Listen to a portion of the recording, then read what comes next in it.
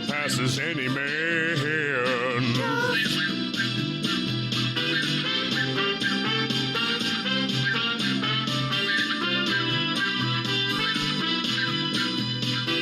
Where he steps, he makes a dent, most corpulent of presidents. Can you dig it?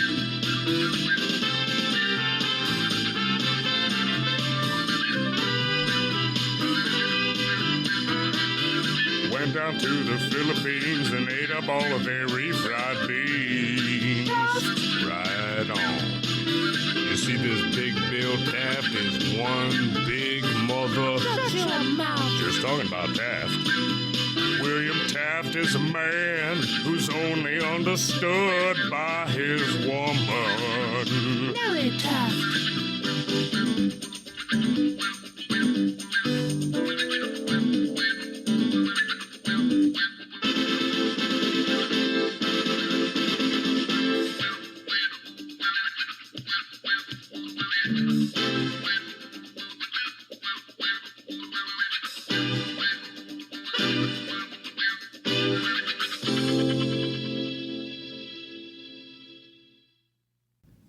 I love judges, and I love courts.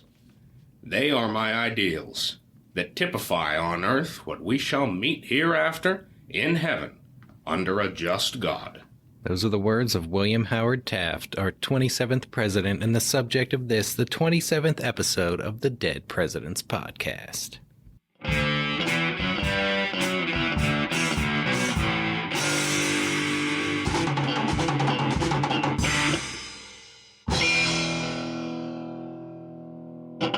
Hello and welcome, listeners, to episode 27 of the Dead Presidents Podcast. I'm Stephen Lincoln Douglas. And I'm James J. Hamilton. And this is the life of William Howard Taft. Now, maybe some of you know a little bit about Taft, but what do you really know about him? We got one of our producers here, James Gum. And James, what do you know about Bill Taft? Do you know him at all? Bill Taft? No. Oh, wait. Was he a great big fat person? Well, indeed he was, but there's a lot more to William Howard Taft than his heft. Isn't that right, James? That's correct, and our listeners are about to find out everything they wanted to know about Bill Taft and more here on this glorious episode. And it begins with the birthing of William Howard Taft, who was born September 15th, 1857, in Cincinnati, Ohio. His father, Alphonso Taft, a graduate of Yale College and Yale Law School, was one of Cincinnati's leading citizens. He helped form the Ohio Republican Party and was a delegate to the 1856 Republican National Convention. Now, that's their first one. That's the first time the Republican Party is a thing. And the Tafts, they're going to have a long history in the Republican Party leadership in the state of Ohio. That's true. William Howard Taft from distinguished lineage. Alfonso, of course, was on our top 5 most accomplished presidential dads. Indeed. He was a judge on the Ohio Superior Court. He unsuccessfully challenged Rutherford B. Hayes for the 1875 Republican nomination for Ohio governor. And in 1876, President Grant named him first as Secretary of War, then Attorney General, where he supported Grant's use of the Army to suppress Southern violence against African Americans during the 1876 presidential election. That's right. Under President Arthur, he served as an ambassador to Austria-Hungary and Russia. Alfonso was a major influence on his son, who was driven to live up to his father's high expectations. Alfonso's first wife died in 1851, and only 2 of their 5 children survived to adulthood.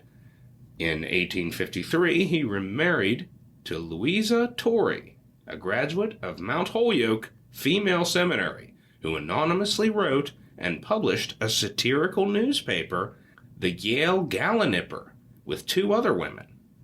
Louisa would later become a champion of free education and women's suffrage. After her first child with Alfonso died in infancy, she gave birth to the future president. 3 more children would follow. That's right, Louisa, quite a woman. I don't think she came up, or she didn't really pop out during my research for the top 5 most accomplished presidential moms. But now that I learn more about her, I think she ought to be an honorable mention there. Taft, quite a set of parents he comes from. Indeed. And himself was a good-humored child. Young Will, doted on by his mother. She wrote of him as a baby, quote, "He is very large of his age and grows fat every day. He has such a large waist that he cannot wear any of the dresses that are made with belts. He spreads his hands to anyone who will take him, and his face is wreathed in smiles at the slightest provocation." Well, there you have it. A look at the young baby Taft. That's right. A happy, chubby baby. He grew up in a big house with servants and a large library, where as a child he would read law books with his father. That's it. A portent of things to come. Indeed. His father really pushes him to succeed, and when he is ranked 5th in elementary school, Alfonso writes, quote, "Mediocrity will not do for Will." Will attends Woodward High School in Cincinnati, where he finishes 2nd in his class and earns admission to his father's alma mater, Yale College. While there, he writes to his father, quote, "You expect great things of me, but you mustn't be disappointed if I don't come up to your expectations." Well, at Yale, young Will Taft is going to join the Skull and Bones secret society that his father actually co-founded. That's right. He excelled as a debater, he rode on the crew team, and as a freshman, he won Yale's heavyweight wrestling championship, standing at 6'2" and weighing in at 225 pounds. That's it. A powerhouse of a man. That's right. Portending his prolific future in the Presidential Wrestling Federation. That's just it. However, at his father's urging, Will is going to give up on sports to focus on his studies. In 1878, he graduates 2nd in his class of 121 students. One of his teachers recalled, quote, "He was highly popular with the faculty because he used all his influence to dissuade his fellow students to keep out of scrapes. He always wielded his influence on the ground of order, decency, and common sense."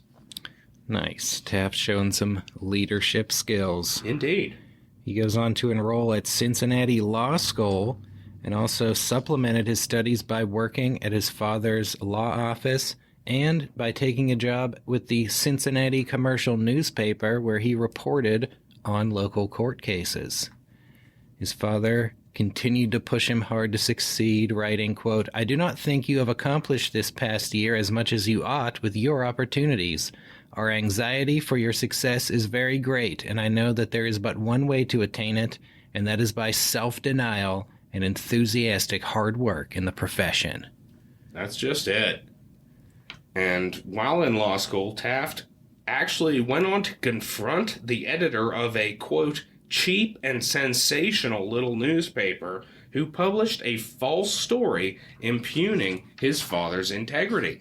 Upon reading the story, Taft immediately went to the editor's office, and when the man admitted to the publication, Taft, quote, "jerked the editor to his feet, told him to put up his hands, and administered a drubbing." Damn. That's it. Taft laying his fist into this sleazy editor. Wow.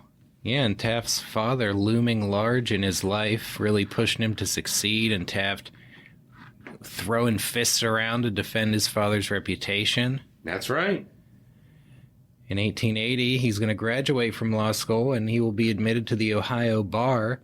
The newspaper offered him an enhanced salary to become a full-time reporter, but he declined and entered the law as his career. That's right.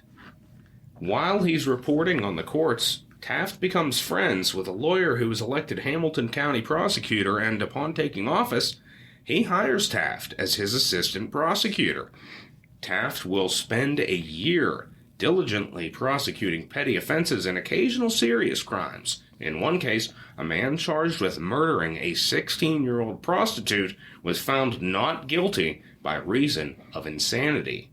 Taft gained practical experience in the job, which he later credited as being the source for much of his knowledge of the law.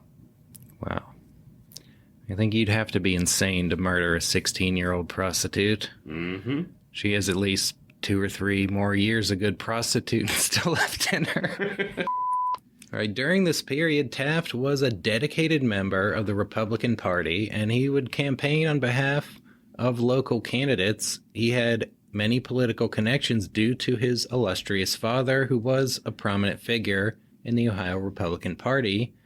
In 1879, Alfonso was defeated in his second attempt to win the party nomination for governor, but in 1882, President Chester Arthur appointed Alfonso ambassador to Austria-Hungary, and his favor with the president trickled down to his son, whom Arthur appointed as Cincinnati's collector of internal revenue. That's right. At the age of 24, he was the youngest revenue collector in the United States, and he was gaining a reputation for integrity, competence, and likability. Taft later described his initial political rise as being, quote, first through my father's prominence, then through the fact that I was a hail fellow well met with all of the political people of the city convention-going type. Now, upon his appointment to the collectorship, one newspaper editor described him as, quote, large, handsome, and fair, with the build of a Hercules and the sunny disposition of an innocent child. However, he soon found out that he did not like the collector's job. That's right, he had little passion for the work, and he learned that the Revenue Service was bloated with many incompetent employees hired as political favors. And then a local Republican congressional candidate asked Taft to replace several revenue employees with men who would support the candidate's nomination, telling Taft that this scheme had President Arthur's support. But the men whose removal was sought were among the best workers in the service, and Taft knew that replacing them for political reasons would cause, quote, a very big stink. He declined, and he was criticized for not adequately supporting the party machine. He soon requested Arthur's permission to resign, saying he wanted to start his own law practice, and Arthur gave his consent. That's right. This is going to lead to Taft forming a private practice. He forms a partnership with Harlan Page Lloyd, an older attorney and friend of his father. He wins a libel suit against a newspaper over an article which said that a burglar had been found in bed with a married woman when the police had only said that the burglar was found hiding in the woman's bed, not that she was present at the time. Nice. That's it. Taft defending her virtue in a successful libel suit. Indeed. In 1883, Taft travels to Europe, where he visits his parents in Vienna and also tours Switzerland, England, Ireland, and Scotland. In 1884, he campaigns for James G. Blaine for president and serves as an election supervisor. The next year, he becomes assistant solicitor for Hamilton County and represents the county in civil lawsuits. In 1886, the next year, he gets married. That's right. Helen Herron, known as Nellie, was the daughter of John Herron, a U.S. attorney and Ohio State senator who was a personal friend of Rutherford B. Hayes. Nellie was independent, intelligent, and ambitious. Educated at Miami University in Oxford, Ohio, she was a skilled writer and piano player. She learned several languages and worked as a French teacher. She grew up reading her father's law books and worked in his law office as a young adult. During the Hayes administration, her family spent several weeks at the White House. She was enthralled by the glamour of the presidency and told Uncle Rutherford that she intended, quote, to marry a man who will be president. That's just it. And soon thereafter, she attends a sled riding party where she meets young Will Taft, who was still in law school at the time. They begin a friendship that slowly develops into a courtship.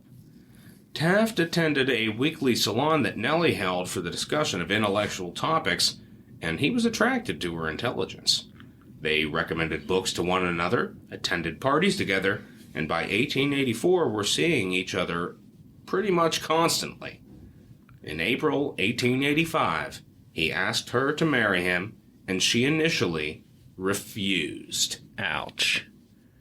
But he's not going to give up. He wrote to her praising her, quote, pure and noble mind and sweet, sympathetic nature, saying, quote, you would strengthen me where I falter and make my family life a deep wheel from which I could draw the holier aspirations for a life of rectitude. He maintained his resolve, and she finally accepted his proposal in May 1885.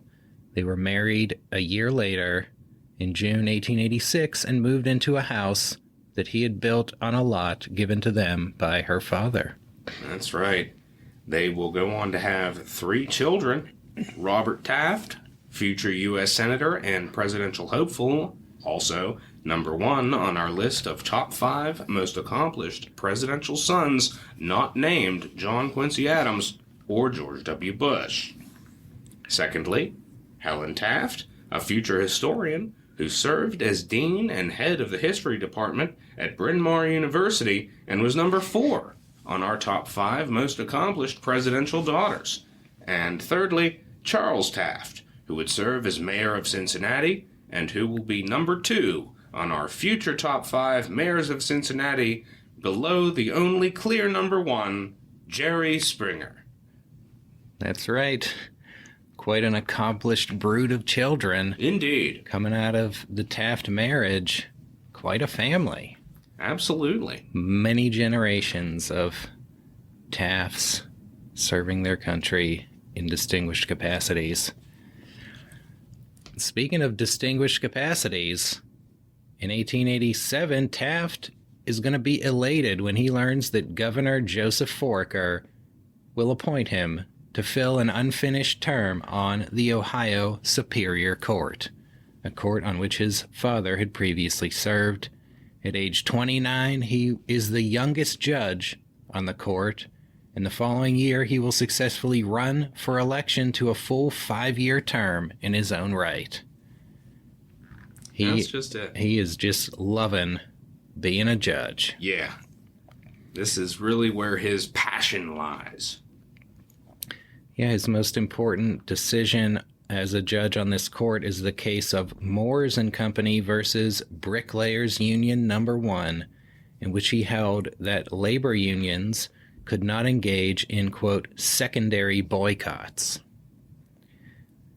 As part of its dispute with the Parker Brothers Contracting Company, the Bricklayers Union had announced that its members would not work with the building materials of any company that sold building materials to Parker Brothers. When Moores and Company sold lime to Parker Brothers, the union declared a boycott of Moores and Company, which then sued the union, and in an exhaustive opinion, Taft upheld an award of damages against the union, reasoning that the union was free to boycott Parker Brothers, but when it engaged in a secondary boycott of Moores and Company for the purpose of injuring Parker Brothers, it was engaged in a malicious and unlawful conspiracy. That's it. Parker Brothers not to be confused with the board game manufacturers. Correct. Taft is going to maintain this view on secondary boycotts later in his career, and when he eventually runs for president, the Bricklayers Union case would be dredged up and used to argue that he was anti-labor. Taft had a judicial temperament and loved serving in the judiciary, but Nellie hoped that he would return to politics. She would later recall, quote, I dreaded to see him settled for good in the judiciary and missing all the youthful enthusiasms and exhilarating difficulties which a more general contact with the world would have given him. She noted, however, that her husband, quote, did not share this feeling in any way. Now, she wanted to be married to the president, but William Taft's highest ambition is the United States Supreme Court. That's right, and he is setting his heart on that pretty early. In 1889, though he is only 31 years old, Taft asked Governor Foraker to recommend him to President Benjamin Harrison for an open seat on the U.S. Supreme Court. Foraker indeed recommended Taft to the president, resulting in Harrison choosing to appoint Taft not to the Supreme Court, but as Solicitor General of the United States. That's right. And Solicitor General is one of the highest-ranking offices in the Justice Department, and it has the responsibility of representing the federal government in cases before the Supreme Court and of providing legal advice and opinions to the Attorney General. Nellie is thrilled to see her husband leave the judiciary and move to the exciting world of the national capital, and if it were not for her enthusiasm, he may not have agreed to resign his judgeship and accept the post. In 2 years, Taft is going to argue 18 cases before the Supreme Court, winning 16 of them. Pretty impressive. Not a bad record. In one case, Britain sued to stop the United States from denying fishing rights in the Bering Sea off the coast of Alaska, and Taft successfully argued that the case was a diplomatic one that could not be resolved by the courts. And as Solicitor General, Taft introduced what became an enduring policy of the Solicitor General's office, confessing error. That's it. If the Solicitor General believes that the government won a case in the lower courts that it should not have won due to constitutional or legal error, he will ask the Supreme Court to reverse the case and rule against the government. Yeah, pretty wild. Pretty honest. That well, for sure. In 1891, Taft inaugurated this practice when he advised the Supreme Court that a Texas murder conviction had been based on hearsay evidence that should have been inadmissible, and the court actually is going to go on to reverse the conviction. During his tenure as Solicitor General, Taft develops strong relationships with many Supreme Court justices, as well as President Harrison and Attorney General William Miller. On one occasion, he briefly serves as acting Attorney General while Miller was ill. That's right. He also developed a friendship with a young man his own age who was serving on the Civil Service Commission, Theodore Roosevelt. That's right. I think his name might come up again later in the episode. I think you're right. Well, in 1891, Alphonso Taft died, and in one of his last letters to his son, he relayed a family member's prediction that Will would one day be well prepared to assume the presidency. Wow. Thinking highly of him. That's right. But I mean, he's showing honesty, integrity, diligence to his duties. When it's something that he loves, he gets into it and has a fair time at it. That's true. While others may be talking of the presidency, Taft's highest ambition is still the Supreme Court. In 1891, Congress expanded the federal courts by creating the Circuit Courts of Appeal, which are intermediate appellate courts just below the Supreme Court, and that resulted in many new judicial offices being created and vacancies that needed filled. Taft prompted his friends to lobby on his behalf, and President Harrison nominated him to be a judge on the Sixth Circuit Court of Appeals, which had jurisdiction over Ohio, Michigan, Kentucky, and Tennessee. That's it. Now, Nellie Taft is somewhat dismayed by her husband leaving the political arena and giving up opportunities to hobnob with the bigwigs who ran the country. But Taft is more than happy to return to the bench. This is a lifetime appointment that offers the possibility of promotion to the Supreme Court, his dream. Taft enjoys the work. It calls for him to preside over civil and criminal trials as well as deciding appeals. In 2 cases, he maintained his rule against secondary boycotts by labor unions, but he also upheld the right of unions to strike against their employers, and in 1 case, he upheld the right of an injured express messenger to sue a railroad, though he would be reversed by the Supreme Court. Ouch. And that's going to bring us to his most notable case, James. That's right, the United States versus Addiston Pipe and Steel Company case, in which Taft held that a price-fixing arrangement by iron pipe manufacturers violated the Sherman Antitrust Act. Mm-hmm. This is a big deal because the Supreme Court had previously held that the Sherman Act did not apply to manufacturing, which was not in itself an interstate activity, but Taft found that the violation lay not in the manufacturing, but in the price-fixing agreement, which had interstate effects. That's it. His ruling was appealed to the Supreme Court, which affirmed his decision in a unanimous opinion that adopted his reasoning, and that case represented a crucial step toward reviving the Sherman Act with a more expansive interpretation that would enable real regulation of monopolistic trusts. Pretty huge deal. Mm-hmm. In 1896, in addition to his judicial duties, Taft became dean and law professor at his alma mater, Cincinnati Law School. That same year, he is proud to see his fellow Ohioan William McKinley get elected president, and he would go on to visit McKinley to recommend his friend Theodore Roosevelt for Assistant Secretary of the Navy. While he's in Washington, Taft finds that many of his friends were bullish about his prospects for the Supreme Court. But in 1898, when a vacancy occurs, McKinley appoints his Attorney General, Joseph McKenna. Well, then in January 1900, Taft received an unexpected telegram from McKinley summoning him to Washington. There was no Supreme Court vacancy at the time, so Taft had no idea what McKinley wanted.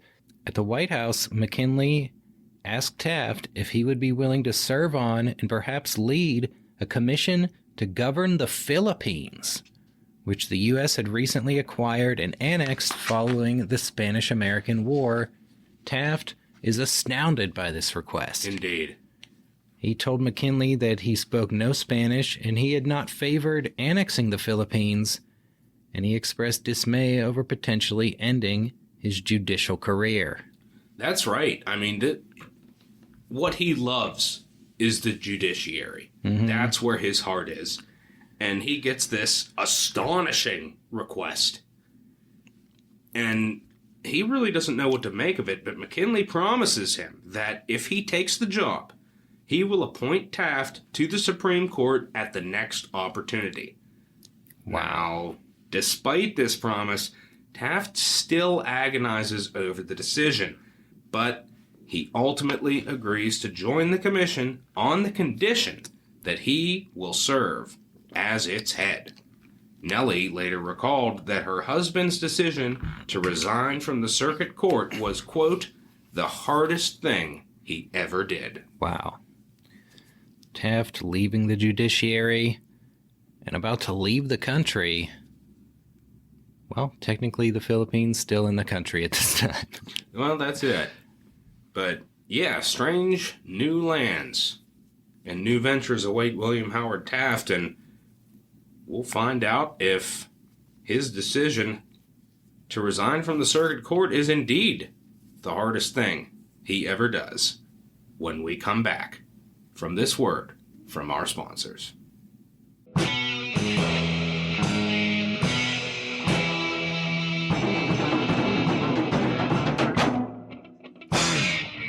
The Dead Presidents Podcast is brought to you in part by Undertaker William Dwyer, who publishes these important notices.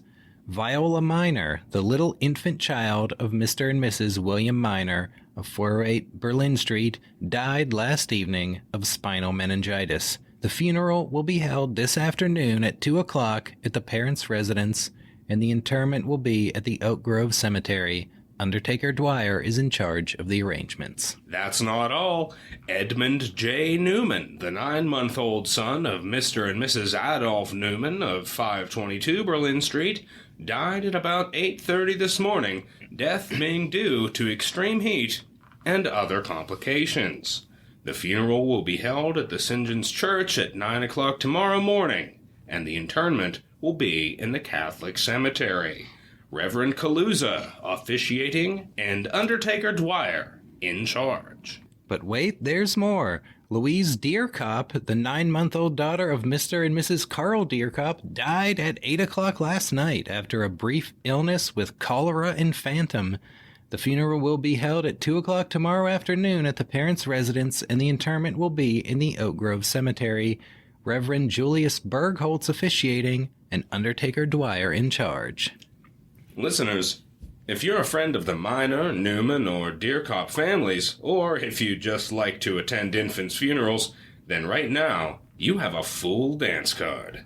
We here at the Dead Presidents Podcast extend our deepest sympathies to the grieving families, and note that if our listeners should ever find themselves in the same unfortunate position, Undertaker William Dwyer is available to satisfy all of your infant funerary needs. With the volume of business he's been doing, he's become a certified expert in tiny coffins. This just in, we have an update. Undertaker Dwyer has just bought another ad on our show. Apparently, William Horn, the longtime gate tender for the Milwaukee Road at the Mill Street Crossing, died today as the result of a hemorrhage. Because Mr. Horn was a large man, weighing close to 300 pounds, Undertaker Dwyer has secured a double extra-size coffin measuring 26 inches inside diameter, so large that it will just barely pass through an ordinary single-width door. The funeral will be held on Wednesday morning at 9 o'clock. Undertaker Dwyer in charge. You don't want to miss that. That's right, listeners. Undertaker Dwyer can do it all. Whether you need a shoebox-sized coffin for a dead baby or a freakishly huge coffin for a giant undulating blob of a man, Undertaker Dwyer is your go-to guy. What's this? Another Undertaker Dwyer ad? People are dropping like flies this week. Good thing Undertaker Dwyer is around to handle the arrangements. Frank Graff of Camp Douglas died yesterday at St. Francis Hospital. The doctor stated today that his death was due to blood poisoning contracted from the paring of a bunion with a knife. Frank's brother was unable to state whether he had ever cut the bunion, but the doctor's examination revealed that he had. The poison had gone through the entire system, and the doctors could do nothing for him. The funeral will be held Thursday afternoon at 2 o'clock. Undertaker Dwyer in charge.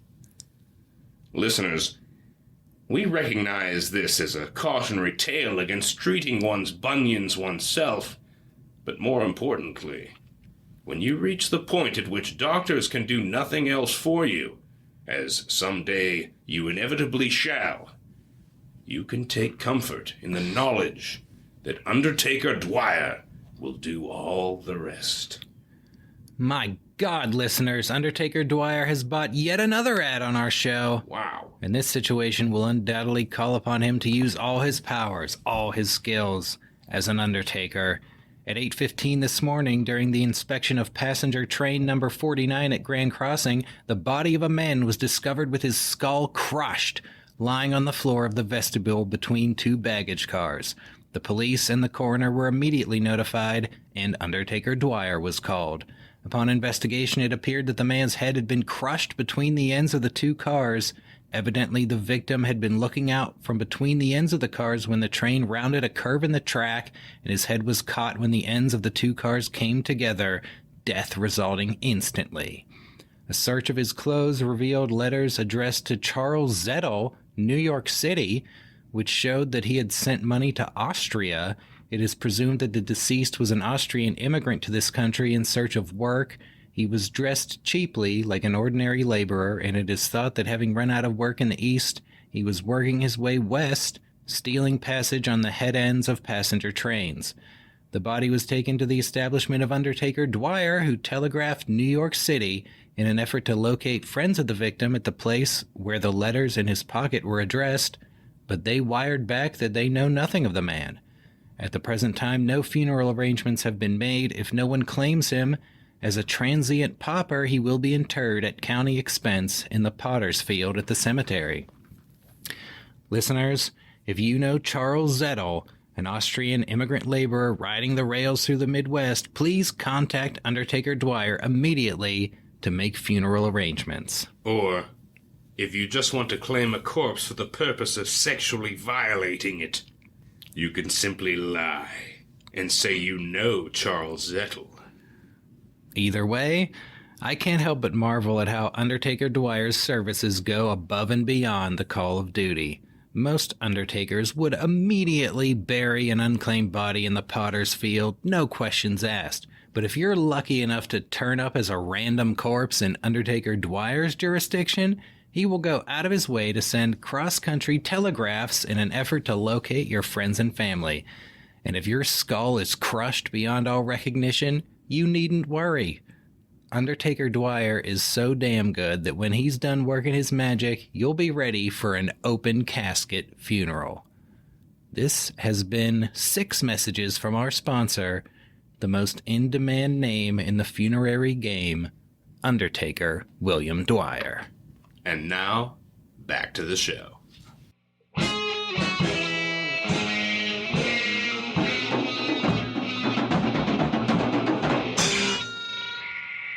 And we're back. And Taft is heading out of the country, ? Well, the Philippines were a Spanish colony that had been in revolt against Spanish authority in 1898 when the U.S. swept in and ousted the Spanish. And many Filipinos felt betrayed when the U.S. annexed the Philippines rather than granting it independence. That's it. So it is a U.S. federal territory now. And a new revolt is launched against U.S. occupation. But that rebellion is kind of on its last legs by the time Taft and his fellow commissioners take office in March 1900. That's right. The island's military governor, General Arthur MacArthur, father of future World War II General Douglas MacArthur, wrangled against what he saw as the civilian commissioner's intrusion on his authority. But in early 1901, Congress declared the insurrection to be at an end and lodged full power in the commission, of which Taft was president. In June 1901, McKinley appointed Taft civil governor of the islands. Vice President Theodore Roosevelt wrote that, quote, "The first governor of the Philippines ought to combine the qualities which would make a first-class president of the United States with the qualities which would make a first-class Chief Justice of the United States. The only man who possessed all these qualities was Judge William H. Taft of Ohio." Wow. A prescient comment by Vice President Roosevelt. Indeed. The Taft family is going to move into a palace formerly inhabited by the Spanish colonial governors. Taft wrote that he intended to, quote, banish from the minds of Americans the idea that Filipinos were racial inferiors. The Tafts held public receptions and encouraged Filipinos to attend, accepting them as social equals and rejecting any thoughts of racial segregation. That's right. Nellie would actually go on to write that, quote, "Neither politics nor race should influence our hostility in any way." Taft would refer to Filipinos as, quote, "our little brown brothers," while some less tolerant Americans retorted, quote, "He may be a brother of William H. Taft, but he ain't no friend of mine." Well, Taft did hold a paternalistic view, shared by McKinley and Roosevelt, that Filipinos were not ready for self-government and required a period of American tutelage before independence could be granted. In 1902, Congress extended the protections of the Constitution's Bill of Rights to the Philippines, though it made exceptions for the right to bear arms and the right to trial by jury, Taft supported these exceptions, saying that these rights, quote, should be withheld from the people until they learn a self-restraint that can only be learned after practice and by the advantage of an example of self-government which, by a gradual course, we hope to give them. That's it. Though he stated that his ultimate goal was to make the Philippines, quote, ripe for permanent civil government on a more or less popular basis, Taft believed that most Filipinos were as yet, quote, utterly incapable of self-government, and should the guiding hands of the United States be withdrawn, chaos, conscription, and corruption would follow inevitably. Now, despite these views, Taft becomes very popular among Filipinos. He expanded the commission to include Filipino members and appointed Filipinos alongside Americans to the island's new judiciary. As governor, Taft was essentially the chief executive and chief justice of the Philippines, and as there was no separate legislature, he also shaped legislation adopted by the commission. Wow. A pretty huge role. Taft wielding all three branches of government in his one person. That's it. And under his administration, lots of things happened. An independent judiciary was established, along with a police force and a health department. The old Spanish tax code was revised, and major infrastructure projects, including roads and harbors, were completed. His most important achievement may have been the establishment of a first-class public school system, which was enthusiastically supported by Filipinos. That's right. In September 1901, President McKinley is assassinated, and Taft's old friend Roosevelt ascends to the presidency. In October, Roosevelt offers Taft the ultimate prize, a seat on the Supreme Court. However, Taft is still deeply entrenched in his work in the Philippines, for which he feels responsible, and he responds that he deeply appreciates the honor, but regretfully has to decline. That's right. Roosevelt replied, quote, if possible, your refusal on the ground you give makes me admire you and believe in you more than ever. In 1902, Taft returned to Washington and testified before a Senate committee that was investigating alleged cruelty by the U.S. Army against the Filipino insurgents, and he confided to Nellie that he felt a deep sensitivity to criticism, saying, quote, I suppose it indicates a thin-skinned vanity. Yeah, you're going to find that William Taft is a deeply emotional man, and he does let certain things really bother him. Mm-hmm. From Washington, Taft is going to embark on a diplomatic mission to Rome, where he negotiates with Pope Leo XIII over vast amounts of Filipino land owned by the Catholic Church. The Pope eventually agrees to sell most of the land for $7.5 million and to withdraw many Spanish priests, allowing them to be replaced by native Filipinos. Taft will return to the Philippines, but in January 1903, Roosevelt once again proposes to nominate him to the Supreme Court. Taft replies that he accepted, quote, a soldier's duty to obey orders, but asked to be allowed to complete his unfinished business in the Philippines. When Filipinos learned about the Supreme Court offer, demonstrations were organized outside the governor's palace to urge him to stay, with demonstrators brandishing signs saying, we want Taft. Wow. Roosevelt allowed Taft to remain, but a year later, when War Secretary Elihu Root resigned, Roosevelt offered Taft the post and insisted he take it. Roosevelt noted that since the Philippines was under the administration of the War Department, Taft could still watch over the islands from Washington. Taft accepted the appointment, and Nellie was thrilled to return to Washington as the wife of a cabinet secretary. That's it, and Taft's portfolio as War Secretary went far beyond the mere administration of the Army.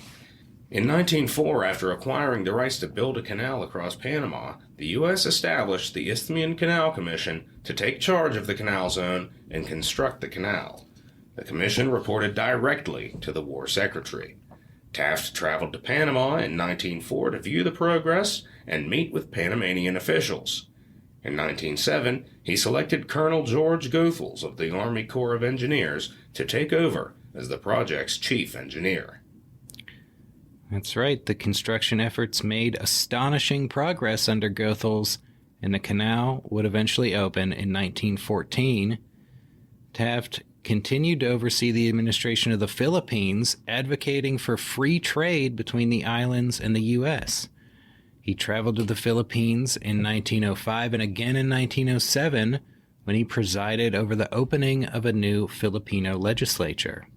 During that 1905 trip, Taft led a delegation of congressmen, accompanied by Alice Roosevelt, on a goodwill tour throughout the Far East. That tour included a critical visit to Japan just 1 month before Japanese and Russian diplomats were set to meet in Portsmouth, New Hampshire, where President Roosevelt was to mediate an end to the Russo-Japanese War. Taft met with Japan's prime minister, and the two signed a memorandum reaffirming Japan's consent to U.S. control of the Philippines and U.S. acquiescence to Japan's influence over Korea. The meeting helped set the stage for the mediation that would lead to Roosevelt winning the Nobel Peace Prize. That's right. During his 1907 trip to the Far East, Taft once again visited Japan, where he encouraged Japan to uphold the, quote, gentleman's agreement of 1907, whereby Japan was to limit the immigration of its citizens to the U.S. so that Congress would not feel the need to pass an exclusion act. Taft's duties as war secretary also extended to Cuba, which had been granted independence after the Spanish-American War, but which had signed a treaty giving the U.S. the right to intervene to ensure the integrity of Cuba's government.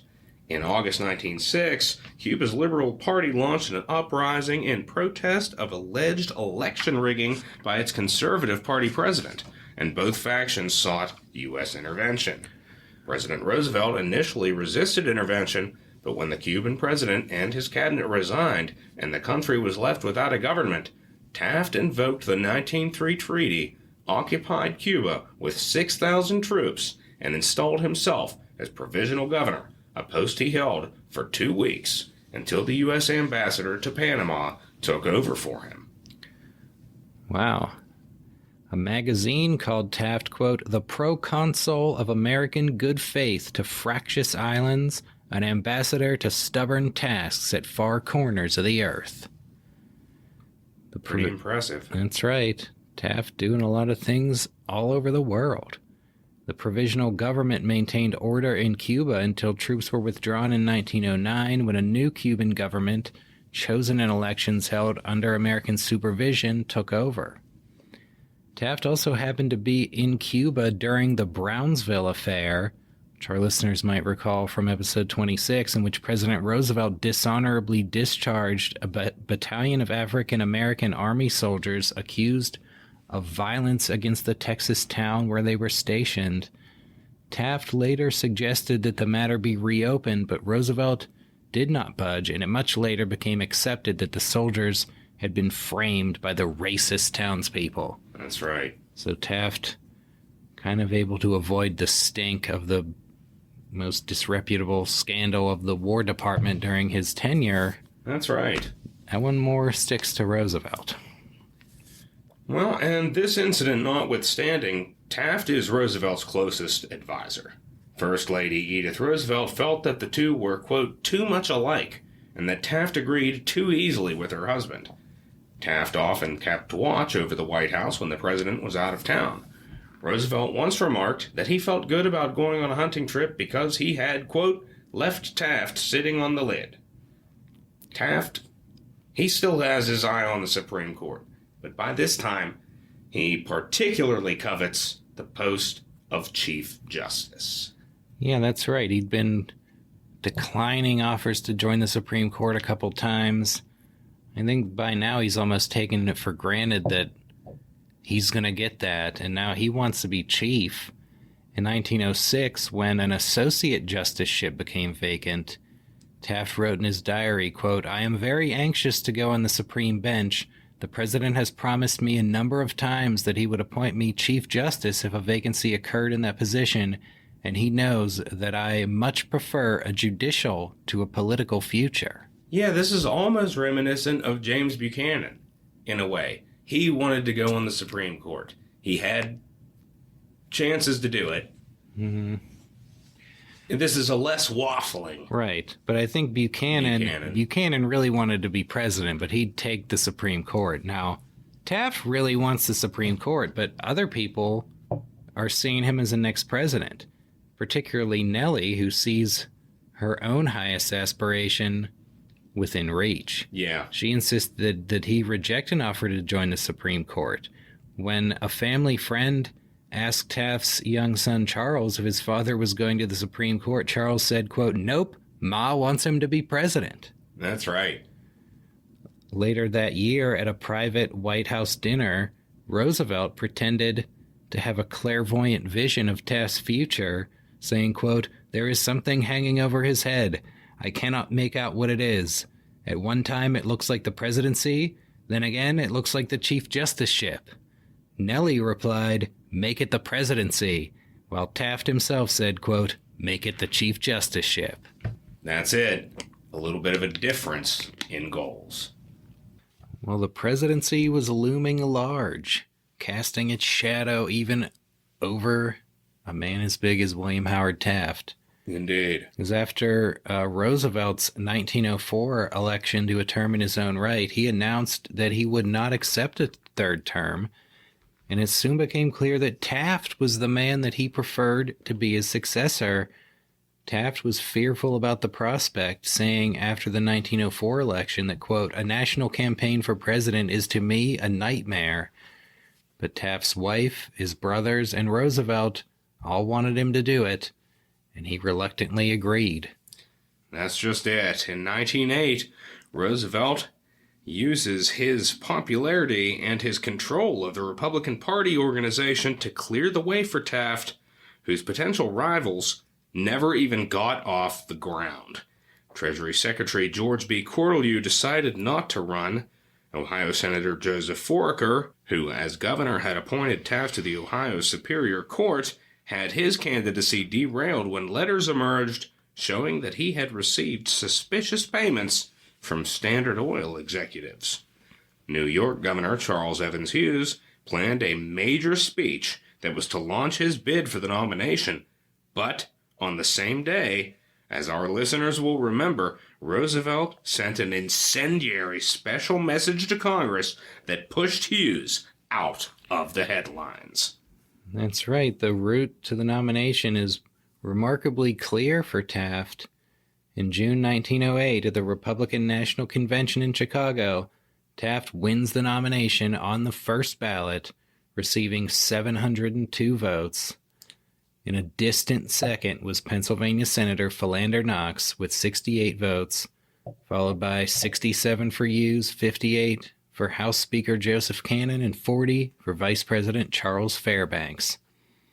Taft hoped that a Midwestern progressive would be chosen as his running mate, but the convention gave the vice presidential nomination to conservative New York Congressman James Sherman. That's right.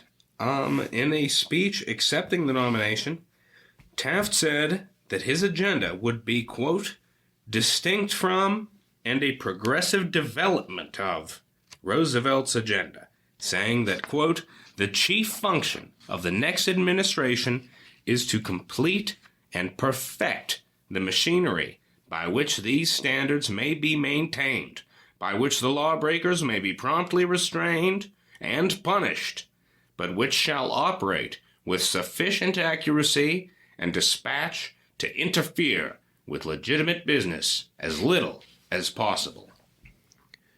Taft ready.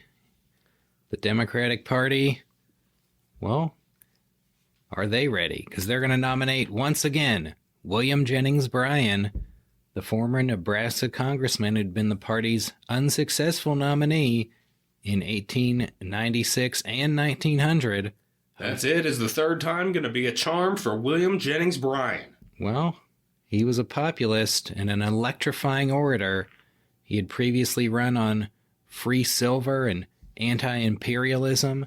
But in 1908, his major issues are going to be the Republicans' alleged failure to rein in the trusts, while Bryan is going to be supporting labor unions, the abolition of the protectionist tariff, and constitutional amendments to allow federal income tax and direct election of senators.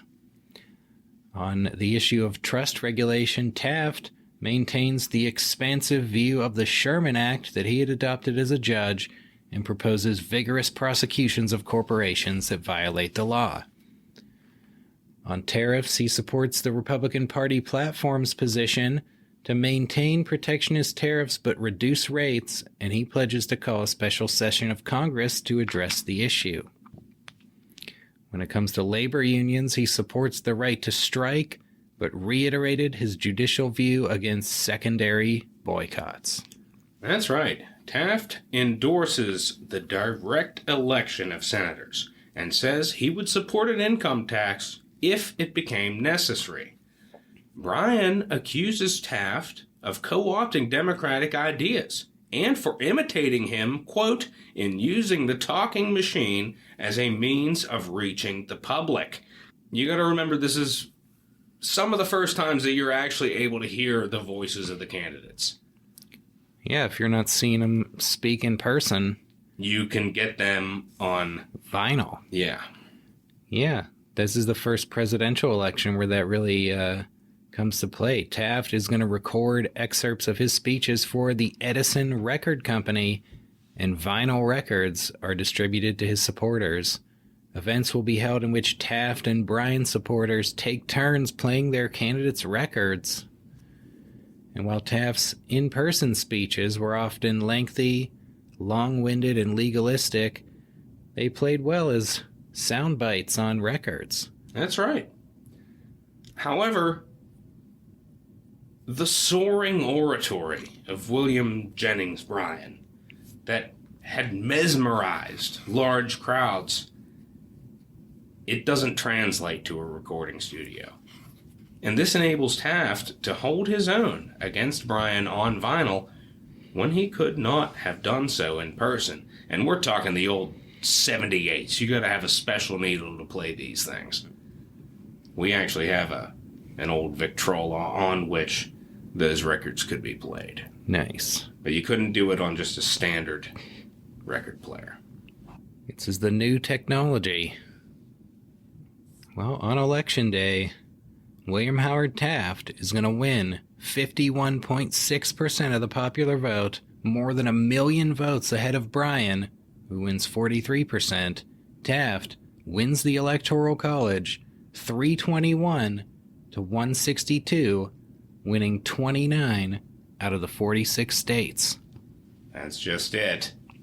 Nellie's dream is coming to reality. William Howard Taft is going to become the next president of the United States. It's Nellie's dream, but is it Taft's nightmare?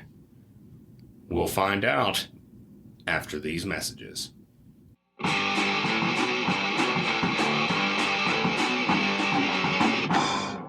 The Dead Presidents Podcast is brought to you in part by the First National Bank of Comanche, Oklahoma. Security ought to be considered first in the selection of a depository. The First National Bank of Comanche, the Old Reliable, offers the best security to its depositors in the shape of $50,000 of clean, unimpaired, quick assets. And it demands good and stable security from its borrowers. It invites your business on a conservative banking basis, whether large or small, and the special personal attention of its officers is given all matters entrusted to its care and attention. If you're like most of our listeners, you used to keep your money in a shoebox under the bed because you didn't trust banks. Who are these people, and what are they doing with my money? Those are questions you never have to ask with the First National Bank of Comanche, where your account receives the tender, loving care of its honest, level-headed, and dependable bank officers. Their number one priority is the security of your deposit. one thing's for sure. Your money is safe with the First National Bank of Comanche. Well, this is awkward. The First National Bank of Comanche has just bought another ad on our show and has an urgent message for our listeners. $500 reward.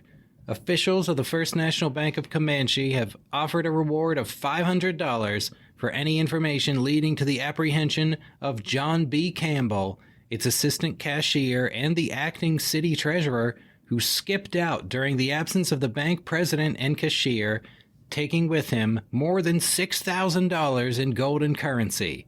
He caught a midnight passenger train north last night, but from there, no trace of him has been secured. Listeners, we regret to inform you that an officer of the First National Bank of Comanche has absconded with your life savings. Even more regretfully, we here at the Dead Presidents Podcast recently deposited all of our money with First National, at which time John Campbell looked us in the eye, shook our hands, and assured us that we would be well taken care of. We trusted him. How could he do this? This just in, we have a breaking news update. It has come to light that John Campbell left a note at the bank addressed to the head cashier. In it he stated, quote, "I am drunk.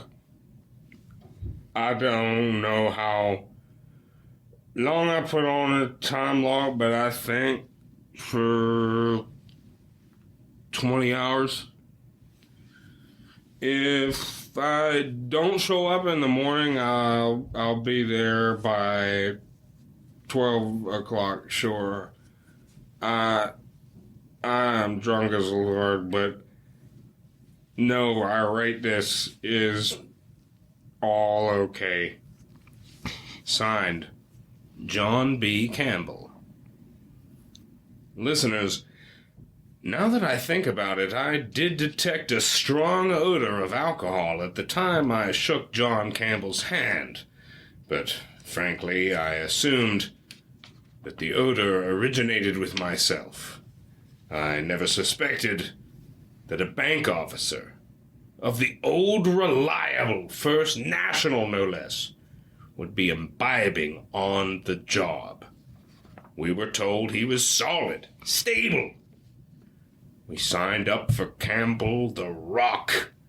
Instead, we got Campbell on the rocks. This is an outrage. Let's assemble a posse and go get our money back from that crooked sot before he blows it all on booze and whores. This just in, we have another breaking news update.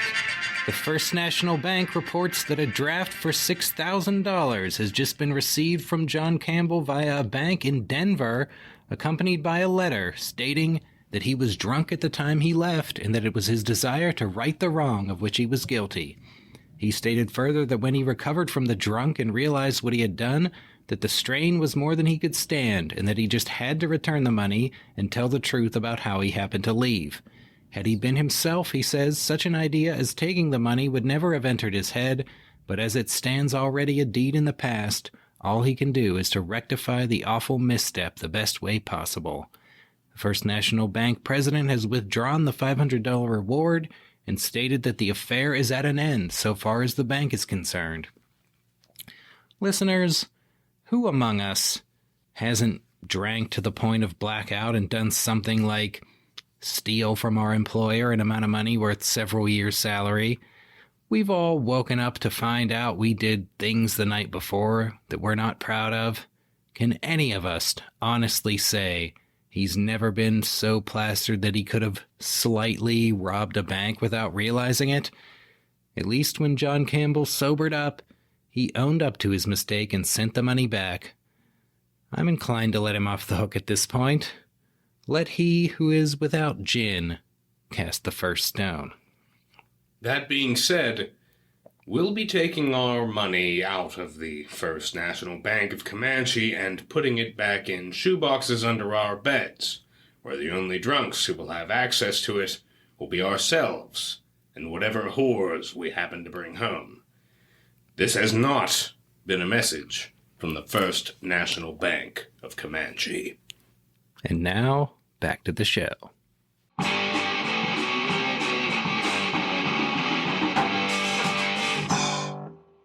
And we're back. And before we dive into the presidency of William Howard Taft, I think it's time we address the elephant in the room. That's right. Taft. Yeah. Taft, of course, well known as the fattest president of all time. Yeah, as our producer, James Gum, stated at the beginning of the episode. Yep. It's pretty much the extent of his knowledge on Taft. Well, let's talk about Taft's weight. He weighed 243 pounds upon graduating from college, but he carried his weight gracefully, and he was an excellent dancer. Yeah, you may be surprised to hear a little bit graceful on his toes. Mm-hmm. But he was also a stress eater. And after he left the judiciary, the rigors of his political offices helped fuel his weight gain. In 1901, he underwent 3 surgeries to remove abscesses on his intestines. And he would reach 326 pounds in 1905, at which time he embarked on a strict diet that cut down on sugar, starch, dairy, and processed foods, focusing instead on smaller portions of vegetables and lean meat, and in less than 9 months, he lost 76 pounds and got down to 250, lamenting to Nellie that he had incurred a $400 tailor's bill getting his clothes taken in. Yeah. But, wow, making some real progress in terms of the weight loss there. However, as his dreaded run for the presidency approached, he abandons his diet, and he's back to 300 pounds at the time of his election. His weight is going to contribute to obstructive sleep apnea, which made it extremely difficult for him to enjoy a good night's sleep, and also caused him to doze off frequently during the day, actually prompting allegations that he's lazy. Well, the stress of the presidency is going to lead to more eating, with one aide lamenting his, quote, tremendous appetite, and he's going to gain more weight. Though he regularly exercised by frequently engaging in golfing and horseback riding, Taft balloons to over 350 pounds, and he would weigh 340 at the time he left office. The second fattest president, Grover Cleveland, weighed between 260 and 275. And that's going to bring us to an infamous story, James. The tale of Taft stuck in the bathtub. An issue, of course, we've previously discussed on our top 5 most embarrassing personal moments, where Taft landed at number 1. That's right. The story originated in a 1934 memoir of Ike Hoover, a longtime White House usher, who wrote that Taft, quote, would stick in the bathtub and had to be helped out each time. There were no other details given, and no contemporary source corroborates the occurrence, but it was a tale that grew in the telling, culminating in recent years with the popular children's book President Taft is Stuck in the Bath. Now, if that particular story is apocryphal, there are other bathtub stories about Taft that are grounded in fact. Indeed. Taft did have special supersized bathtubs installed in the White House, on his yacht, at a summer house in Texas, and on a ship that carried him to inspect the Panama Canal. That last tub was more than 7 feet long, 3.5 feet wide, and literally weighed a ton. A famous photograph shows 4 normal-sized men sitting comfortably inside. Sounds like a real party. That's right. And a few years after Taft left the White House, newspapers reported a bathtub incident at a Cape May, New Jersey hotel. They said Taft, quote, failed to properly consider the size of the average seashore hotel bathtub, and when he got in, displaced water flooded the floor and trickled down onto the heads of other guests in the downstairs dining room. Afterward, Taft was looking out at the Atlantic Ocean and joked, quote, "I'll get a piece of that fenced in someday, and when I venture in, there won't be any overflow." Wow. At least taking an element of humor in an otherwise truly embarrassing situation, although I'm sure inside it really bothered him. However, Taft is often going to poke fun at his weight. He is the one who released the famous telegram from Elihu Root, who, upon being informed that Taft had gone horseback riding, inquired, quote, "How's the horse?"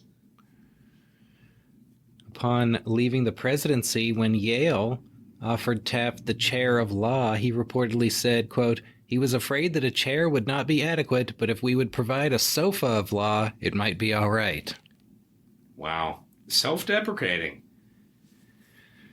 Well, that's true, but scholars have suggested that the penchant for making fun of Taft's weight has turned him into a caricature and distracted from his actual accomplishments. A 2017 New York Times article on the subject, though it acknowledged that the most famous bathtub story is false, was published under the title, "William Howard Taft is still stuck in the tub." That's it, and that's something we're rectifying here and now on the Dead Presidents Podcast.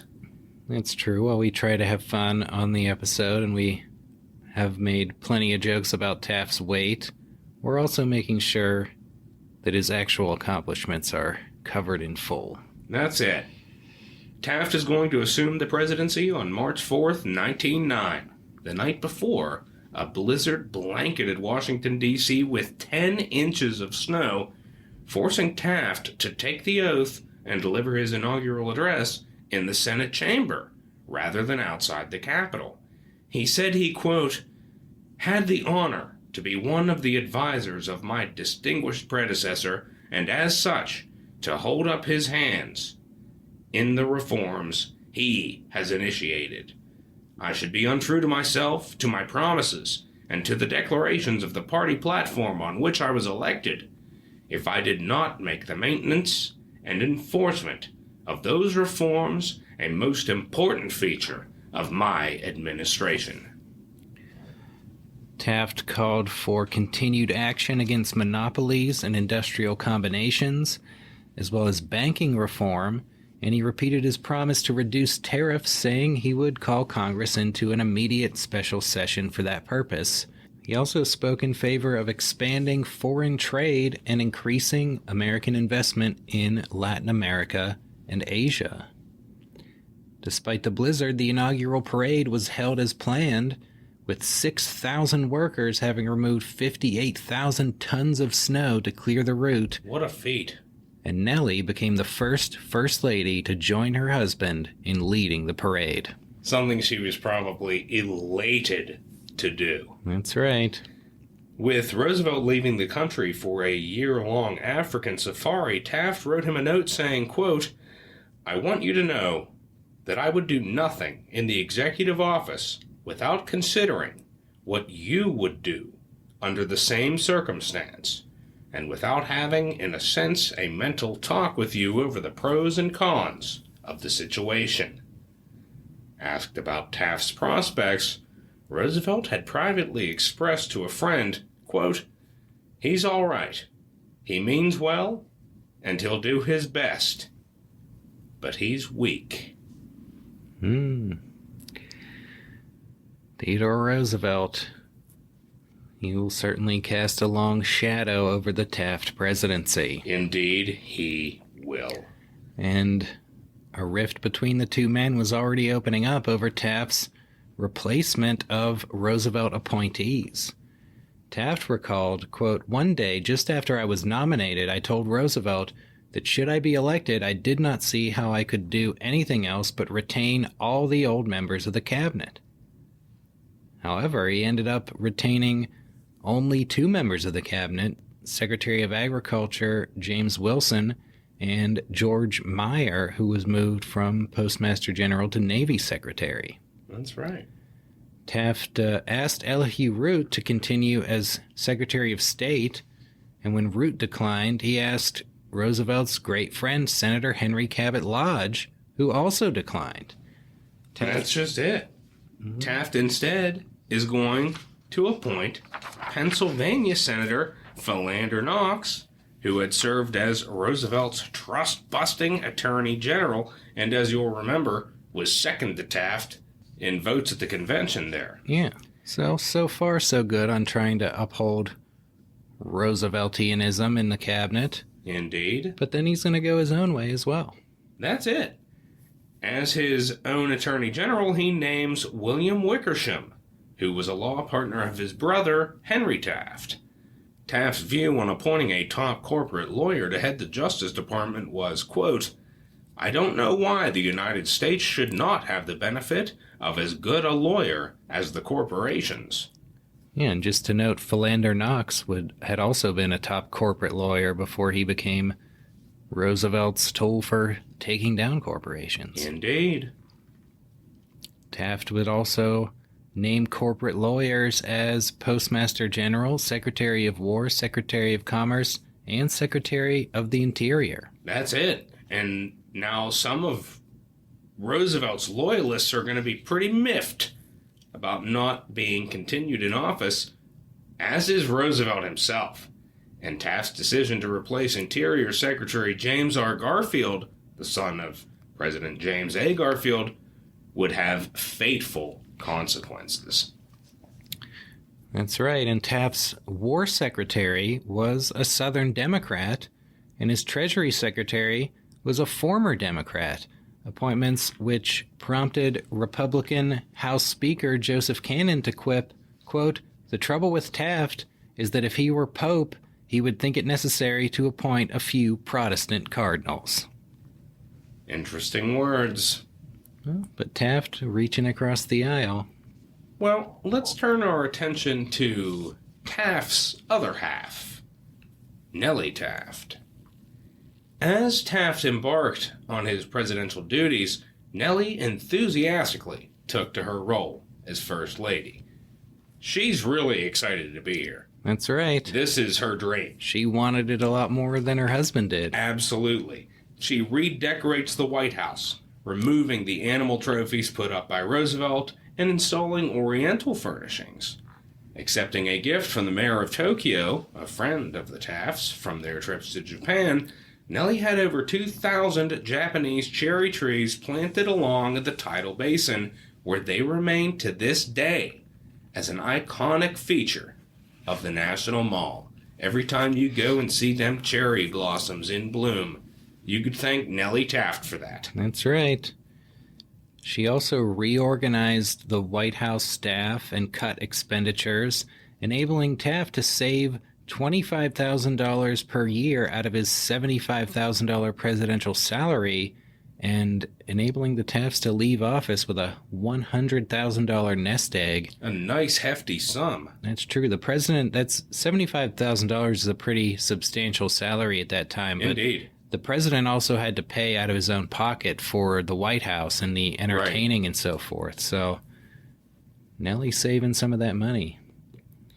Yeah, she is pretty outspoken on her political beliefs, favoring rights for women and African Americans, and she discontinued the practice of having regular lunches with the wives of cabinet secretaries, which she felt marginalized her to an unimportant social role. Like, that's right. Ladies have better things to do than just have lunch with each other. Yeah.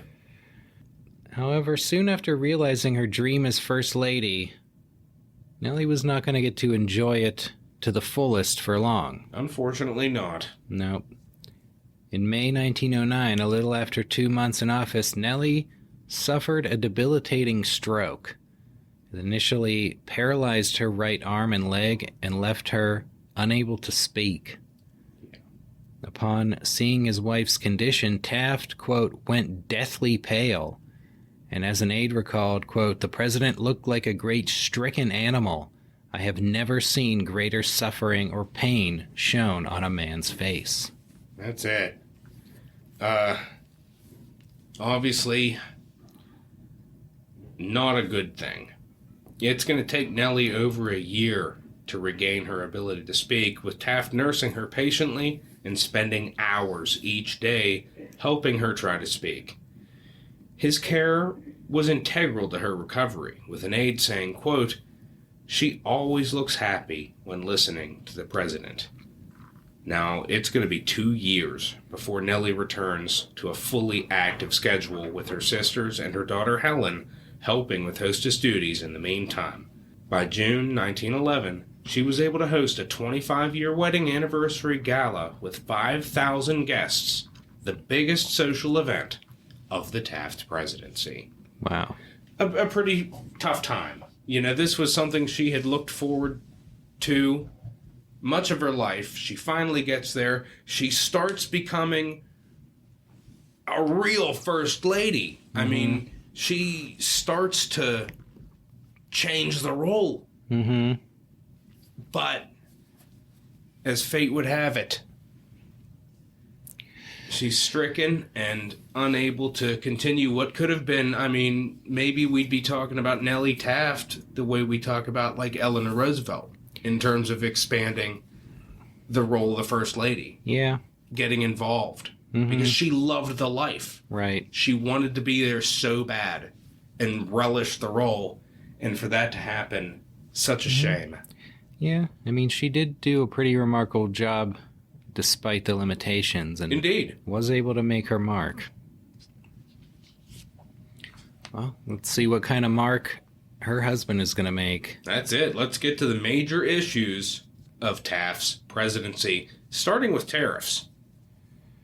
That's right. Tariffs and excise taxes had formed the bulk of federal revenue for over a century, and the Republican Party had long favored high tariffs designed not merely to raise revenue, but also to protect American industries from foreign competition. As our listeners well know. Yeah, tariffs have been a big issue in many past presidencies because, you know, industrialists and industrial laborers love these high protectionist tariffs, but they're unpopular in the South and West, regions that did not host as much industrial production and instead are paying higher prices for goods subject to high tariffs. That's right. Republicans maintain high tariff levels with the McKinley tariff, enacted during the Harrison administration, and the Dingley tariff, enacted during the McKinley administration. Democrats and progressives had agitated for a reduced tariff during the Roosevelt administration, but TR had avoided the issue, considering it a political third rail. Now, Congress usually goes out of session shortly after the president's inauguration, but upon taking office, Taft followed through on his promise to call an immediate special session to revise the tariff. That's right. He's going to take on an issue that even Roosevelt wasn't brave enough to tackle. Maybe we'll find out why TR wanted to avoid it. Yeah. New York Representative Sereno Payne, chairman of the House Ways and Means Committee, sponsored a bill calling for moderate but significant tariff reductions. The Payne bill passed the House, but upon reaching the Senate, it was, quote, eviscerated. Eviscerated. With 800 amendments sponsored by arch protectionist Senator Nelson Aldrich, with many amendments raising tariffs from their previous rates. That's right. Some Republicans are hoping that Taft is going to intervene in the matter, but he holds a strict view of separation of powers, and believing the president has no right to interfere in legislative matters, he stays out of the fight. He states that he would only veto a bill that failed to reduce the overall average tariff, but doesn't weigh in to influence the proceedings, and refuses to veto the bill as diluted by Aldrich. That's right. He was hoping to preserve party unity by declining to back progressive Republicans who were rebelling against old guard conservatives, but his refusal to get involved hurt his standing among progressives and ended up deepening party disunity anyway. Indeed. He's going to sign the final bill, the Payne-Aldrich tariff, which will reduce average tariff rates from 24% to 21%, reducing 600 tariff rates while raising 200 others. During a speaking tour, Taft acknowledged that the bill was not perfect, but argued that it was the best compromise possible and, quote, a substantial achievement in the direction of lower tariffs and downward revision.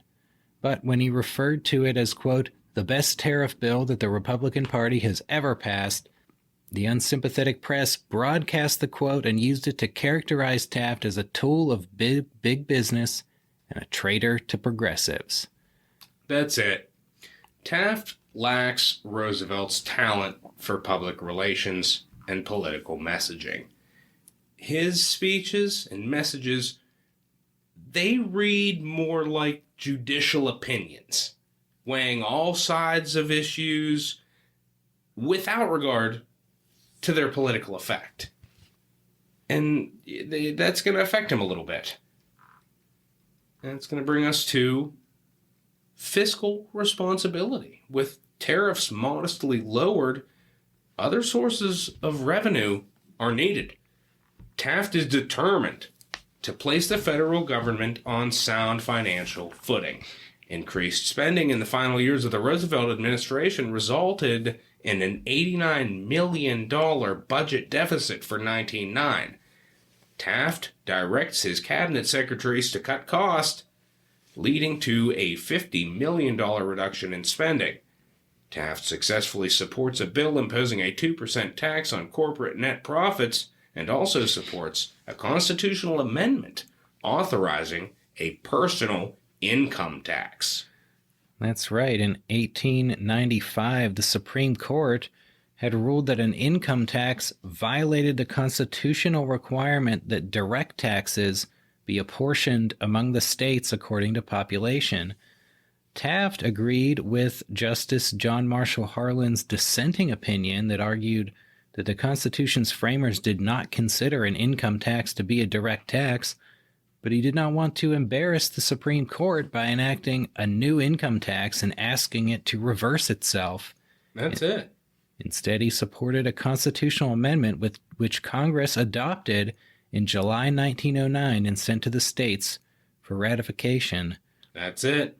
The 16th Amendment, which states that, quote, the Congress shall have power to lay and collect taxes on incomes from whatever source derived, without apportionment among the several states, and without regard to any census or enumeration.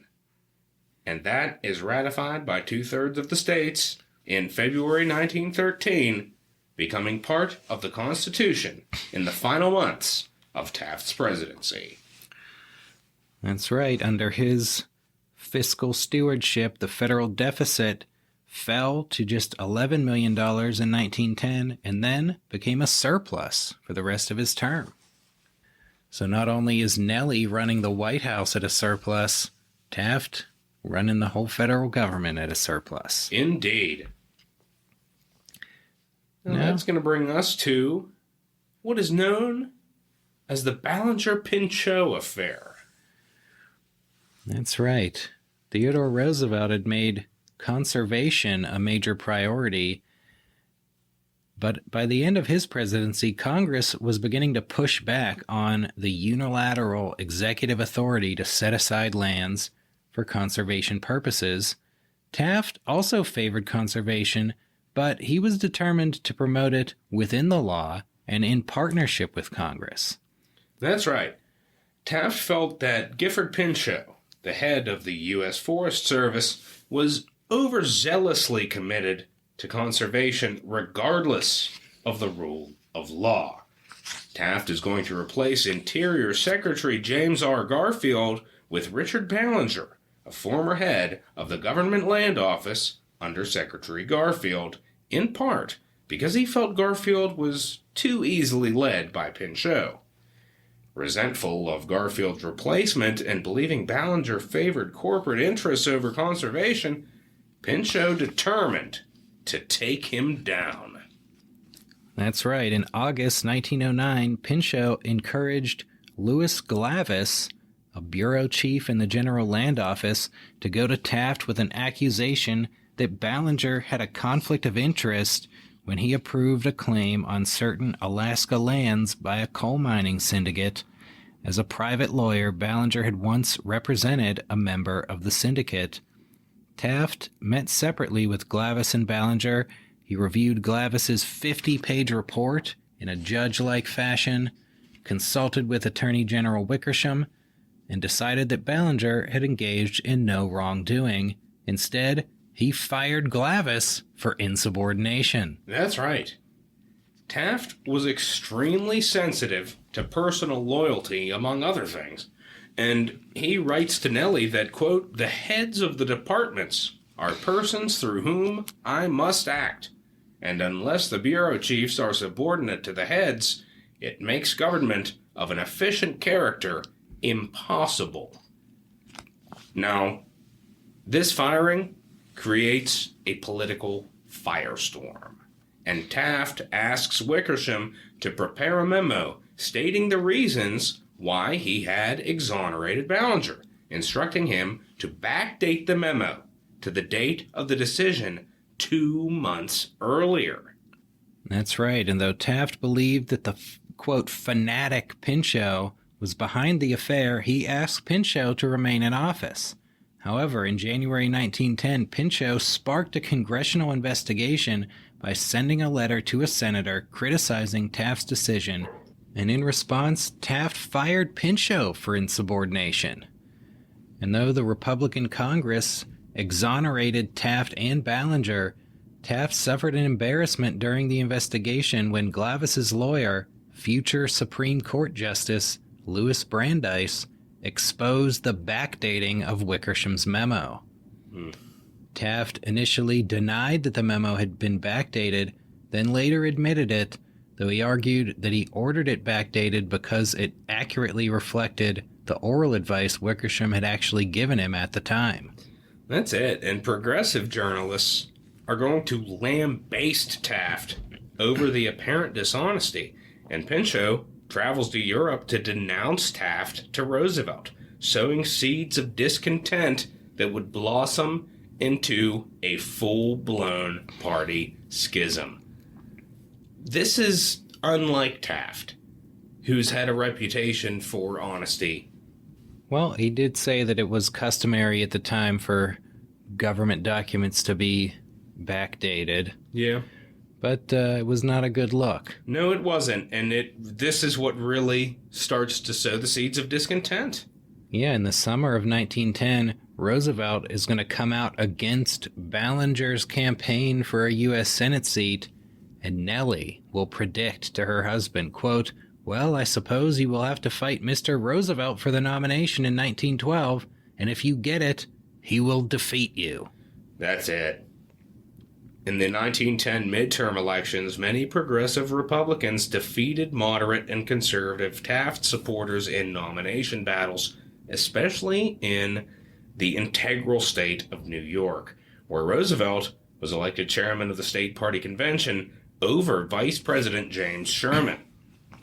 But on Election Day, Democrats triumphed, gaining 55 House seats and taking control of the chamber for the first time since 1894, while putting a major dent in the Republican Senate majority by gaining 9 Senate seats. Ouch. Yeah. Republicans taking a bath in the midterm elections here. Indeed. Things not going great. Well, let's talk a little bit about Taft's actual record on conservation, because, it's ironic that despite this major Pinchot controversy, Taft did put together a pretty impressive record as a conservationist president. That's it. You wouldn't think that given the Roosevelt rift, but Taft actually has a pretty fair record here. Yeah, when he fired Pinchot, he replaced him with a renowned conservationist, Henry Graves, who was head of the Yale School of Forestry, which Pinchot had founded. Right. Taft would send a special message to Congress asking it to affirm previous executive actions on conservation and to clarify executive power to designate land. In response, Congress expanded some executive powers and Taft would ultimately protect 8.5 million acres of land during his term, more than Roosevelt had protected in 2 terms. That's it. It's nothing to sneeze at. In 1910, Taft signs into law the Withdrawal Act, which authorized the president to designate public lands for irrigation and water power sites.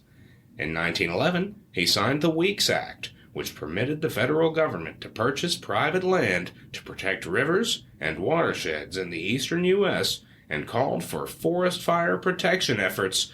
Eventually, 20 million acres would be protected under the Weeks Act. In 1913, the Migratory Bird Act placed all migratory birds under federal protection. We talked about women's hats earlier, and how some of these migratory birds were being shot down and exterminated for plumes for women's hats at this time. Taft is also going to create Glacier National Park in Montana and designate 10 new national monuments. It's pretty substantial. Indeed it is. Taft loves conservation, but he also loves the Constitution, and he's going to do conservation with congressional approval. Indeed. And he did do a pretty decent bit.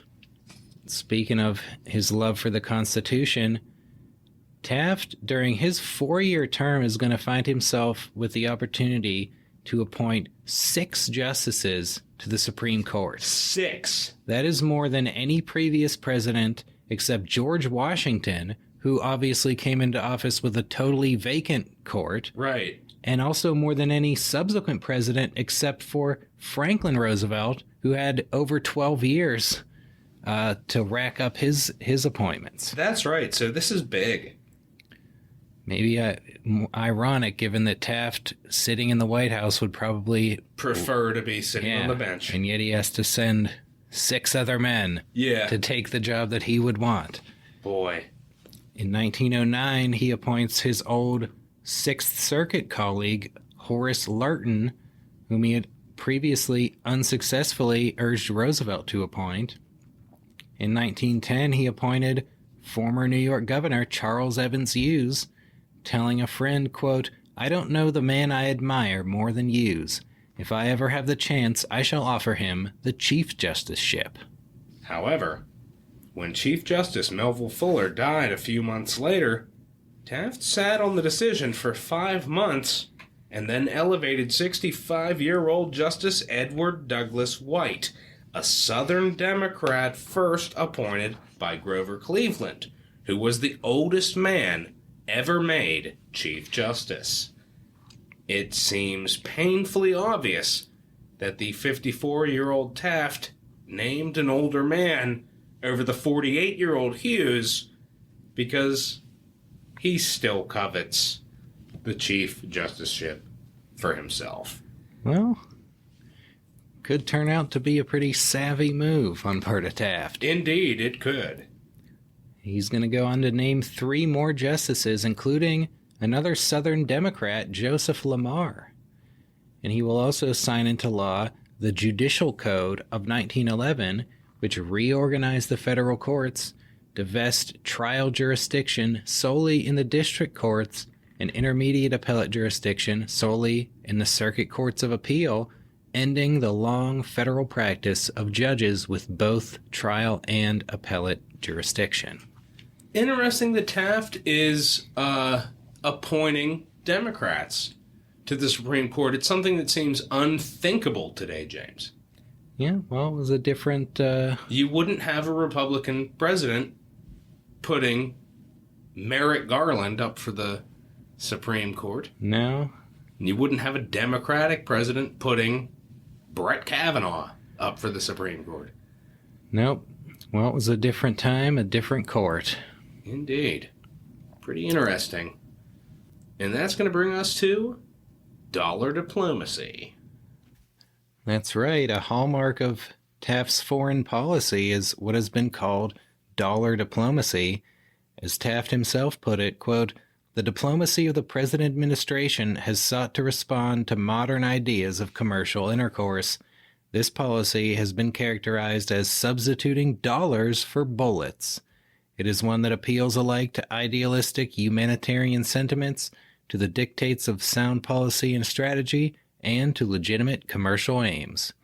He also stated that, quote, while our foreign policy should not be turned a hair's breadth from the straight path of justice, it may be well made to include active intervention to secure for our merchandise and our capitalists opportunity for profitable investment which shall ensure to the benefit of both countries concerned.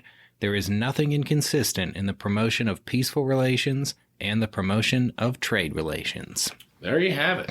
Taft laying it on the table. That's going to bring us to Mexico. In 1909, Taft meets with Porfirio Diaz, who had been Mexico's autocratic president for what must be a record 30 years. You know, we've talked about Mexico in the past in a couple episodes. Polk, in particular, you had 4 different leaders of Mexico. Yeah. And even in the Teddy Roosevelt episode, things are not stable. Yeah, Mexican regimes have not really lasted that long. Diaz was an exception. But how much longer is he going to last? That's right. It remains to be seen. Yeah, Taft is going to meet with him in El Paso, and they are going to cross the border into Juarez, making Taft the first president to visit Mexico. That's right. Pretty interesting. Mexico, at this point, is, again, inflamed by revolutionary fervor, with Taft saying, quote, we have 2 billion American capital in Mexico that will be greatly endangered if Diaz were to die and his government go to pieces. I can only hope and pray that his demise does not come until after I am out of office. Wow. So Taft feels pretty confident that, like, it's a distinct possibility that Diaz could be killed. The instability in Mexico. I mean, he may have also... Thank God we're not the Dead Mexican Presidents podcast. Yeah. Holy shit. I mean, he may also have been referring to Diaz dying of natural causes, because I imagine he's pretty old by this point, but there was a lot of unrest in Mexico, and in 1911, Diaz will be overthrown, and Mexico will descend into revolutionary chaos that will last a decade. Surprise! Yep. There would be many incidents of Mexican rebels crossing the border into the United States to obtain horses and weapons, and some prominent Republicans began to favor military intervention to ensure Mexico's stability. That's right. Taft stations 20,000 troops in Texas for, quote, training maneuvers, but issues strict orders not to cross the border into Mexico. Roosevelt writes Taft volunteering to raise another Rough Rider-like regiment to fight in Mexico, and Taft is kind of under pressure to go to war. But he tells Nellie, quote, I only know that I am going to do everything in my power to prevent one. Already, there is a movement in the grand old party to utilize this trouble for party ends. I am afraid I am a constant disappointment to my party. The fact of the matter is, the longer I am president, the less of a party man I seem to become. It seems to me impossible to be a strict party man and serve the whole country impartially. Wow. Taft becoming a man torn. That's right. He's trying to remain impartial, and he's trying to maintain his dedication to the Constitution. Taft very scrupulous about Congress's power to declare war, and he refuses to act unilaterally. In his December 1911 State of the Union message, he said, quote, "It seems my duty as Commander-in-Chief to place troops in sufficient number where, if Congress shall direct that they enter Mexico to save American lives and property, an effective movement may be promptly made. The assumption of the press that I contemplate intervention on Mexican soil to protect American lives or property is of course gratuitous, because I seriously doubt whether I have such authority under any circumstances, and if I had, I would not exercise it without express congressional approval." There you have it. This is Taft's stance. Mm-hmm. You know, we've talked about a lot of wartime presidents. This isn't a war, but it could lead to one. Yeah. And previous presidents have taken it upon themselves to kind of provoke war with Mexico and present Congress with a fait accompli. Taft gonna make sure Congress takes any lead. That's just it. Mexico's next president, the revolutionary Francisco Madero, was assassinated in the last month of Taft's presidency, and a coup d'etat established a new regime, yet again. Acknowledging that his successor might have his own views, Taft defers the decision of whether to recognize the new government to the next president, who would have even more problems with Mexico. That's right. Taft is going to deal with a lot of other issues in Latin America, and he's going to use the Monroe Doctrine as justification for his policies, including his dollar diplomacy policies. He will encourage American bankers to loan money to Haiti and to buy up debts Honduras owed to Britain in order to reduce the influence of European powers in the Western Hemisphere. As our listeners recall from episode 26, Theodore Roosevelt intervened in Venezuela and the Dominican Republic to resolve problems that flared up over those countries' debts to German and British creditors. That's right. In Nicaragua, the U.S. sought to curb European influence to prevent any attempt to build a canal that would rival the Panama Canal. A 1909 revolution brought a more America-friendly regime to power in Nicaragua, and the Taft administration negotiated a treaty to place its customs collection under American receivership, as Roosevelt had done in the Dominican. By 1912, however, a counter-revolution was threatened, based in part on sentiment that the regime had sold out the country to American financial interests. Taft is going to order several detachments of Marines into Nicaragua to protect the American legation, the customs house, and other American interests.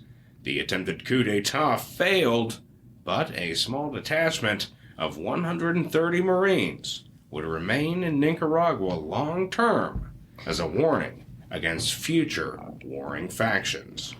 Yep, Taft's dollar diplomacy has sometimes been criticized as the U.S. government doing the bidding of American corporate interests, but in fact it was often the other way around. In China, the Taft administration sought to reestablish the open door policy proposed by McKinley's Secretary of State John Hay, whereby China would be open to economic relations with all nations. However, Russia and Japan, which had gone to war over Chinese Manchuria in 1904, were not receptive to other nations seeking influence in China. But in 1909, Taft insisted that American banks be allowed to join a syndicate of British, French, and German banks in floating a massive loan for a new Chinese railroad. That's it. The American bankers, led by J.P. Morgan, are not thrilled about this prospect, but they accede to the government's wishes. In 1910, American banks would issue another huge loan intended to help China reform its currency. In 1911, however, China undergoes a revolution, and the new regime is less inclined toward foreign influence. The situation is going to linger for the remainder of Taft's presidency, and under his successor, when the American bankers sought government assistance to obtain repayment from a recalcitrant China, the Wilson administration, in which the banker-hating William Jennings Bryan is now Secretary of State, withdraws its support and denounces the loans as improper foreign meddling. That's right. The banks went out on a limb to do the government's wishes, and then the government's changed. The banks are left hanging. That's it. But I think J.P. Morgan and company will be okay. Yeah, I think likely they will. Yeah, I did read recently Ron Chernow's book, The House of Morgan, that talks about the J.P. Morgan banking dynasty, and it did present this issue from the point of view of the banks. Interesting stuff. Mm-hmm. Well, let's shift our focus from the Orient to North America. Let's talk about Canada. That's right. After Taft reached an agreement with Canadian leaders to pursue free trade, in January 1911, he sent a special message to Congress calling for adjustments to the Payne-Aldrich tariff that would provide tariff reciprocity with Canada. He praised Canada as a neighbor, saying, quote, "She has cost us nothing in the way of preparations for defense against her possible assault, and she never will. I therefore hope that the measure will be promptly enacted into law." Indeed. How things have changed from 1811 to 1911 in Canada. That's right. However, when Congress fails to act, Taft calls another special session in April 1911, telling one senator, quote, "I regard this as the most important measure of my administration." Congress obliges, passing the Canadian Tariff Reciprocity Agreement in July. However, the Canadian Parliament deadlocked on the issue, which was then referred to a referendum of the Canadian people. At this point, a letter is leaked to the press that Taft had written to Roosevelt back in January predicting, quote, "The amount of Canadian products we would take could produce a current of business between Western Canada and the United States that would make Canada only an adjunct to the United States." Oof. Not something Canadians like to hear. No, sir. Outraged Canadians rejected the referendum and elected a new prime minister who called the American president, quote, "Tricky Taft."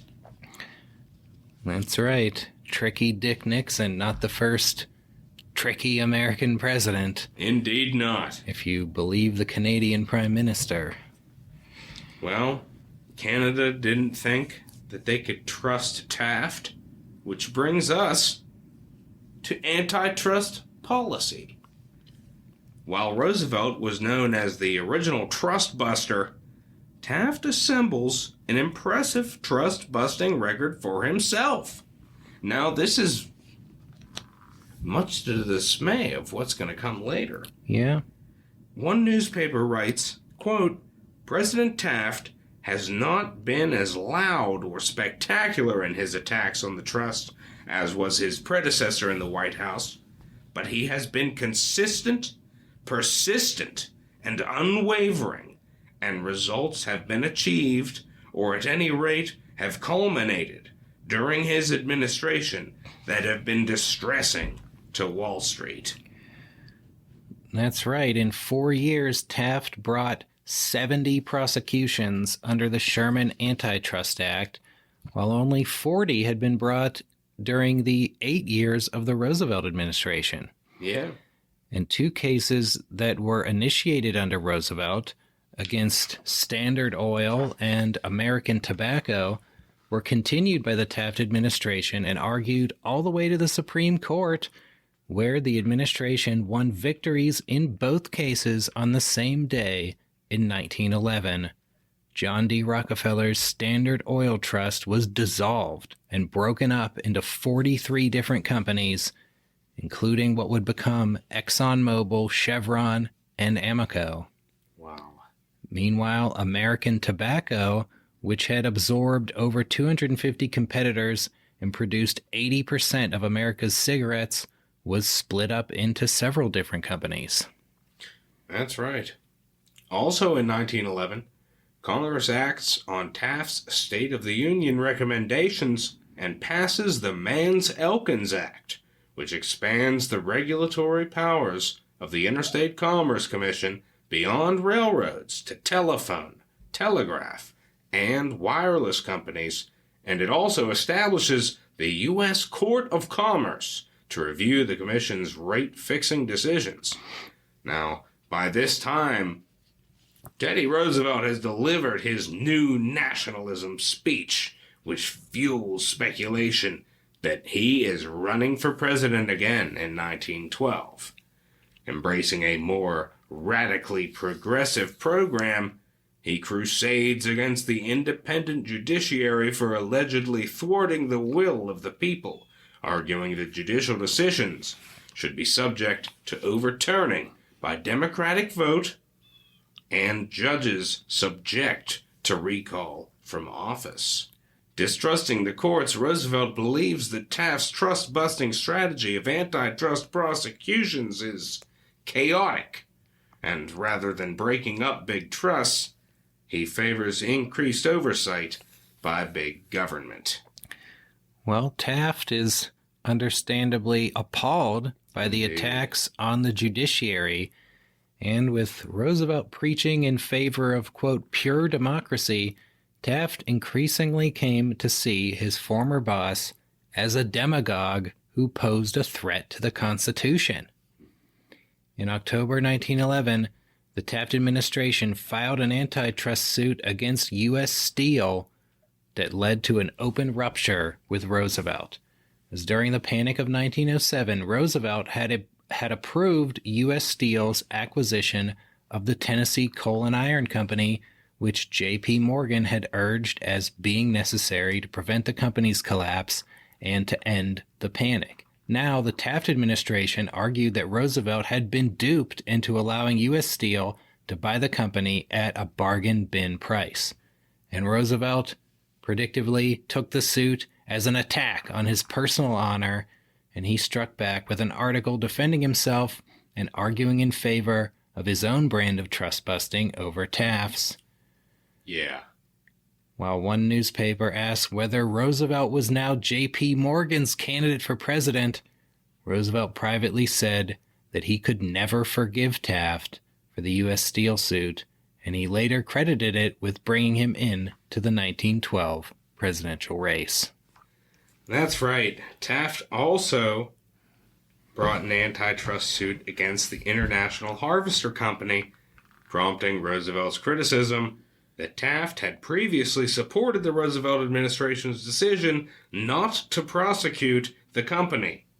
The government would win the International Harvester suit in 1914, but lost the U.S. Steel suit in a 1920 Supreme Court decision. Yep, things are getting pretty hairy between Taft and Roosevelt. Indeed. And another bone of contention between them was the issue of international arbitration treaties.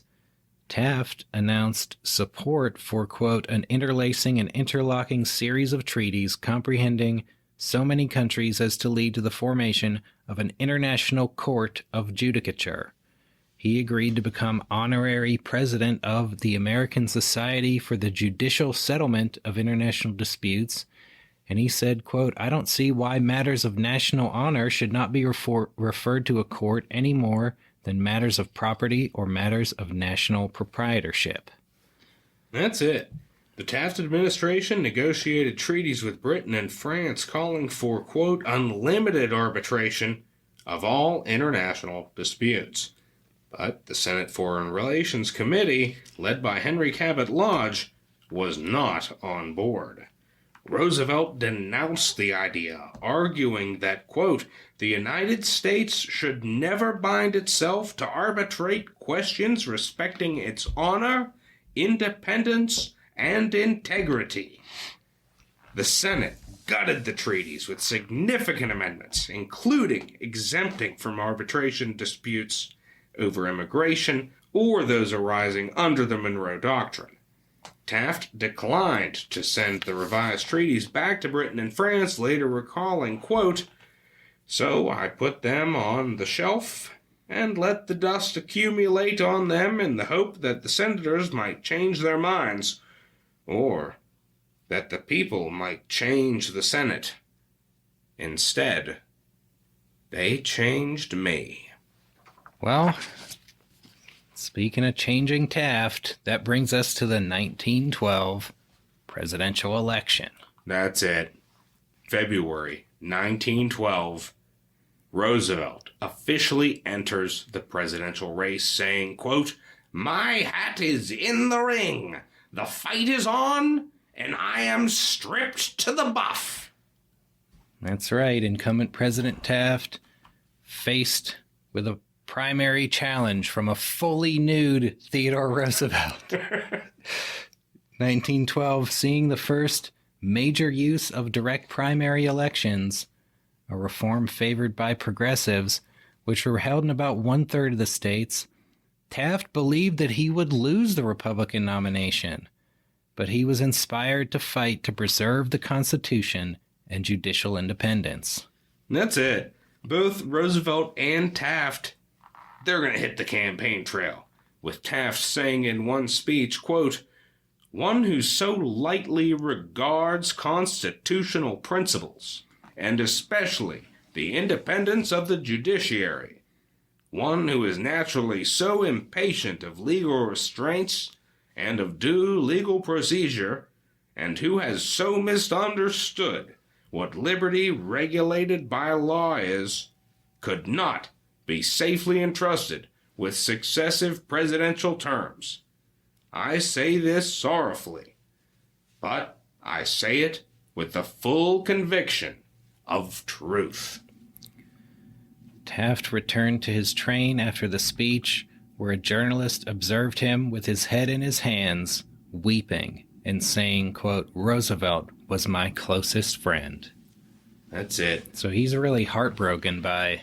This is tearing him apart. William Taft is a deeply emotional man. And little things get to him. He's been able to poke fun at himself over his weight, although it hurt him on the inside. And this is really pushing him. That's right. He continued to campaign, saying, quote, "I am a man of peace and don't want to fight. But when I do fight, I want to hit hard. Even a rat in a corner will fight." Taft would win the primaries in New York and Massachusetts, but he lost to Roosevelt in Ohio, California, Minnesota, Maryland, Nebraska, South Dakota, New Jersey, and Pennsylvania. Roosevelt got over 1 million votes and won 278 delegates.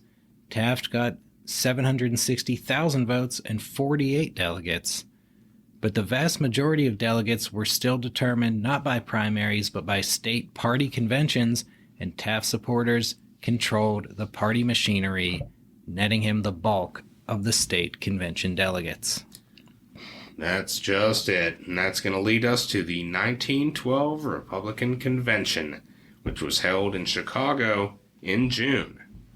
A majority of 540 delegates was needed to secure the nomination, with the outcome depending on disputes over the legitimacy of certain delegates. The Republican National Committee had previously ruled that 235 disputed delegates went to Taft and 19 to Roosevelt, but Roosevelt's supporters tried to resubmit the dispute to the convention. They argued that many Taft delegates had been obtained by fraud, corruption, or outright bribery, although some of Roosevelt's own delegates had been garnered by questionable means. Taft supporters, however, controlled the party's executive committee and successfully engineered the selection of Elihu Root as convention chairman. Root overruled a Roosevelt supporters' motion that only unchallenged delegates should vote on whether challenged delegates should be seated. This enabled Taft supporters to throw out most of Roosevelt's challenges. resulting in a Taft majority sufficient to win him the nomination on the first ballot. Most of Roosevelt's delegates protested the convention by declaring themselves present and not voting. Then they bolted the Republican Party, There it is. adjourning to a separate location where Roosevelt agreed to accept the presidential nomination of a third party, Progressive Party. Boom.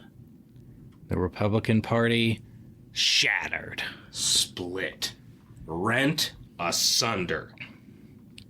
And In- what is that going to mean when it comes to the 1912 general election? Well,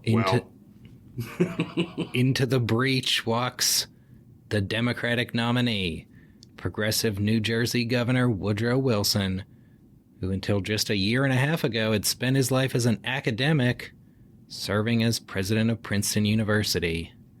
His platform was called The New Freedom, while Roosevelt's was The New Nationalism. That's right. Now, how does Taft look at this? Well, he sees both of his opponents as radicals who threaten the Constitution. But his campaign of, quote, progressive conservatism, which emphasized judicial independence and respect for the Constitution, well, it fails to attract as much attention as his flashier opponents.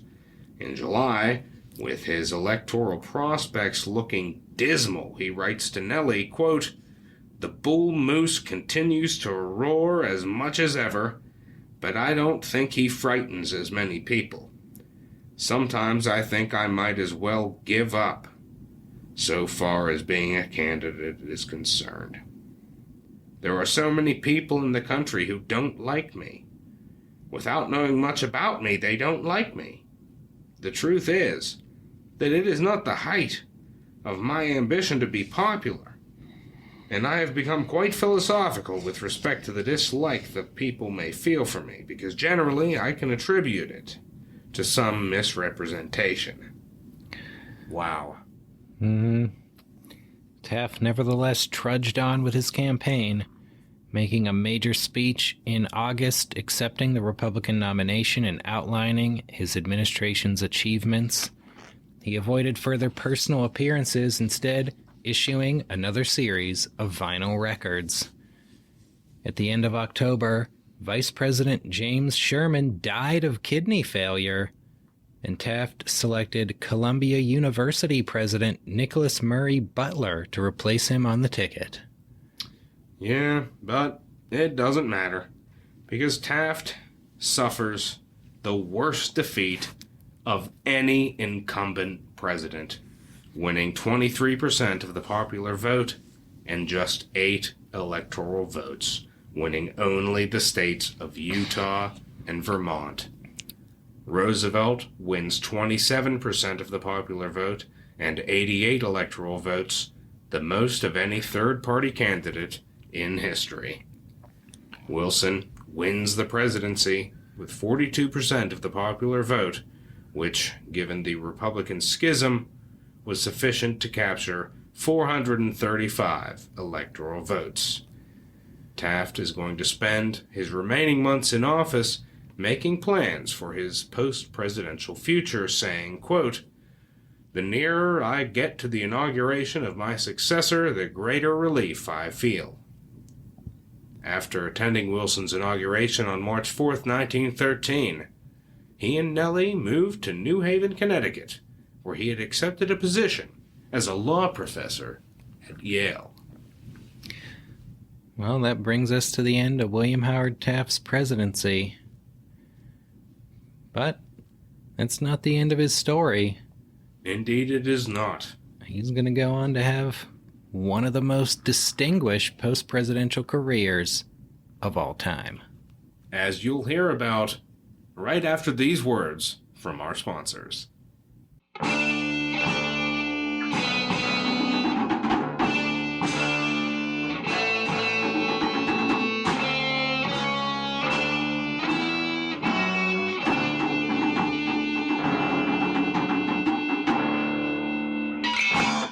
The Dead Presidents Podcast is brought to you in part by Marmola Prescription Tablets, which has an exciting message for our listeners. Eat and get thin. This is turning an old phrase about face, but modern methods of reducing fat have made this revision possible. If you are over-fat and also averse to physical exertion and likewise fond of the table and still want to reduce your excess flesh several pounds, do this. Go to your druggist and give him 75 cents. For this modest amount of money, the druggist will put you in the way of satisfying your ambition for a nice, trim, slim figure. He will hand you a large case of Marmola prescription tablets, compounded in accordance with the famous Marmola prescription, one of which you must take after each meal and at bedtime until you begin to lose your fat at the rate of 12 to 16 ounces per day. That is all. Just go on eating what you like. Leave exercising to the athletes. But take your little tablet faithfully, and without a doubt, that flabby flesh will quickly take unto itself wings, leaving behind your natural self neatly clothed in firm flesh and trim muscles. Listeners, do you want to sit around on your ass all day and shovel savory food into your piggish mouth, all while losing copious amounts of weight and developing a tight, hot bod? Marmola prescription tablets enable you to do just that. They work wonders for members of both sexes, but women can especially benefit in light of the unfortunate double standard that society imposes on them. These days, an obese man can rise all the way to the presidency, but you never see an obese woman reaching the highest female ambition of being married to a president. The answer is Marmola prescription tablets. One of the fat woman's chief griefs in life is her shiny, greasy skin. If it be pimply besides, as it probably is, her cup of anguish is full. Powder and cosmetics simply hide these horrors for a season, a very short season. They are not a cure for them. There isn't any cure for them except getting rid of the grease beneath. For that, you need Marmola prescription tablets, which cause excess flesh to be absorbed and clear the blood of the globules of fat which physicians say cause the greasy, oily skin of the overfat. As you lose your fat, your complexion should progressively improve, and after a month or so, when you have lost 25 or 30 pounds of flesh, it should be nearly perfect. Ladies, Marmola prescription tablets are the only means by which you can clear up your nasty, offensive skin and trim your ponderous whale-like physique without dieting or lifting a finger in exercise, except to lift delicious food into your mouth whenever you feel like it.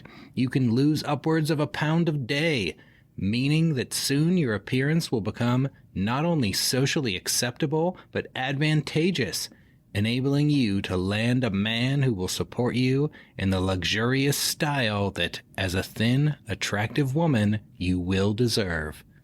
That's a message from our sponsor, Marmola Prescription Tablets. Now a word from our sponsor, Frank Grief, who publishes this important message. $5 reward.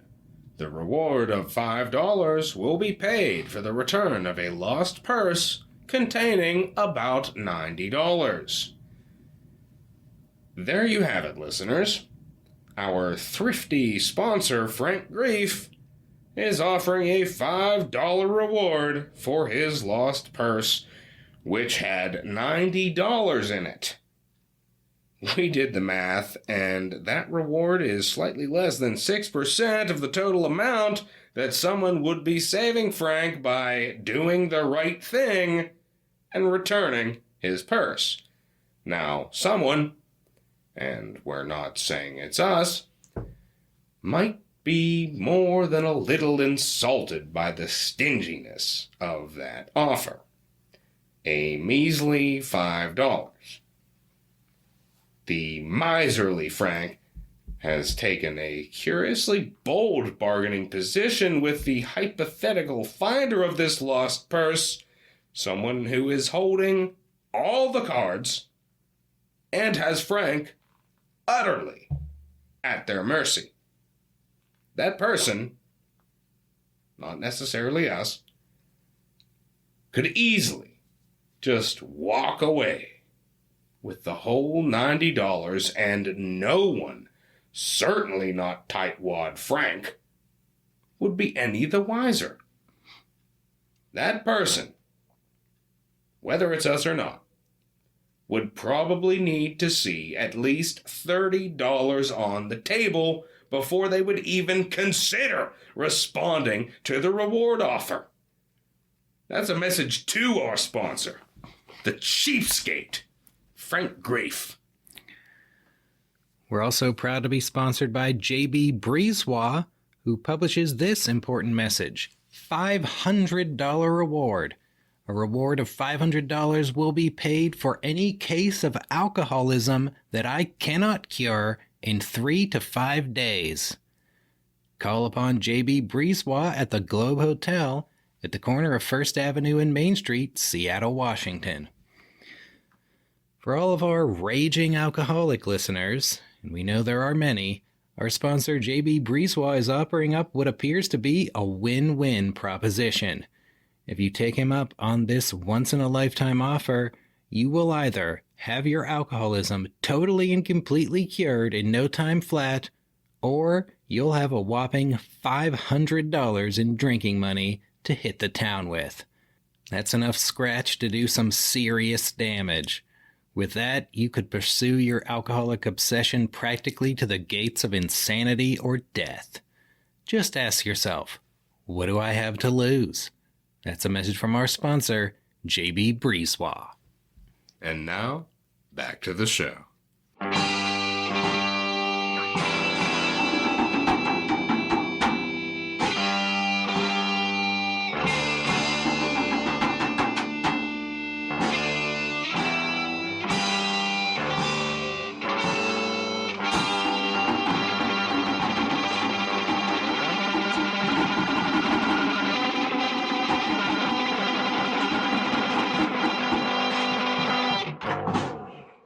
And we're back, ready to tackle the post-presidential life of William Howard Taft.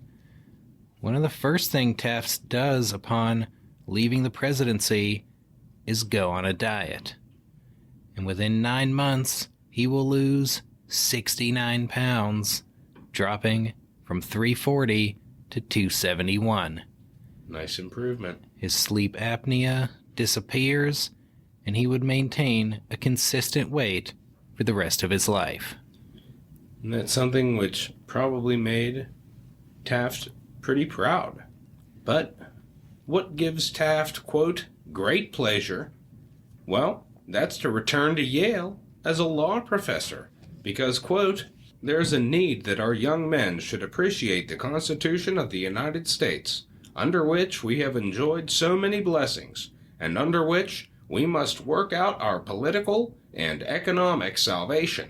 And this need is especially keen in a day when that instrument is regarded so lightly by a class of fanatical enthusiasts seeking shortcuts to economic perfection on the one hand, and by unscrupulous demagogues on the other, who, to promote their own interests, do not hesitate to promote disrespect and even contempt for the Constitution and the laws enacted under it.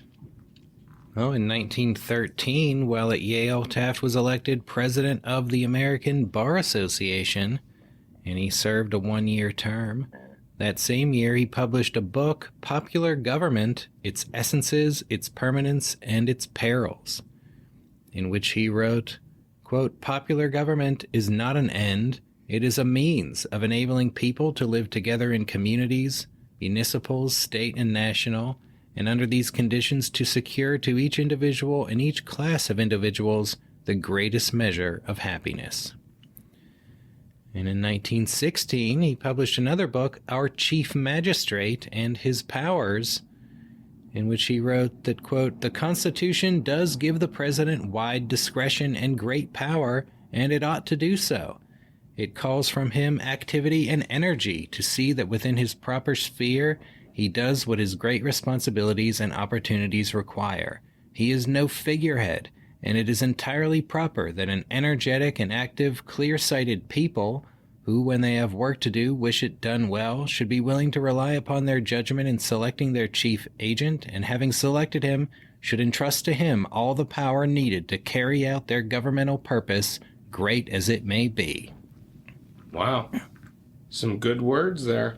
Yeah, Taft putting his experience to scholarly use with some post-presidential books. That's just it. Now, as president, he had been made head of the Lincoln Memorial Commission and continued to serve in that capacity, working with architects and politicians to oversee the construction of the Lincoln Memorial, and he presided at its dedication in 1922. Pretty nice. Not too shabby. Well, A little bit more shabby. yeah. Let's talk about World War I. Yep. After the outbreak of the First World War in Europe, Taft served as president of the League to Enforce Peace, an organization that promoted the formation of an international League of Nations to promote and ensure peace through guarantees of collective security. And when the U.S. entered the war, Taft took a leave of absence from Yale to serve as chairman of the executive committee of the American Red Cross, and also as co-chairman of the National War Labor Board, which was charged with mediating labor disputes. After the war's end, he was in favor of the United States joining the newly proposed League of Nations. That's just it. A topic we'll cover extensively in episode 28. That's right. Well, let's talk about the moose in the room. Theodore Roosevelt. Taft and Roosevelt never reconciled. In 1916, Taft supported Charles Evans Hughes, who resigned from the Supreme Court to accept the Republican presidential nomination.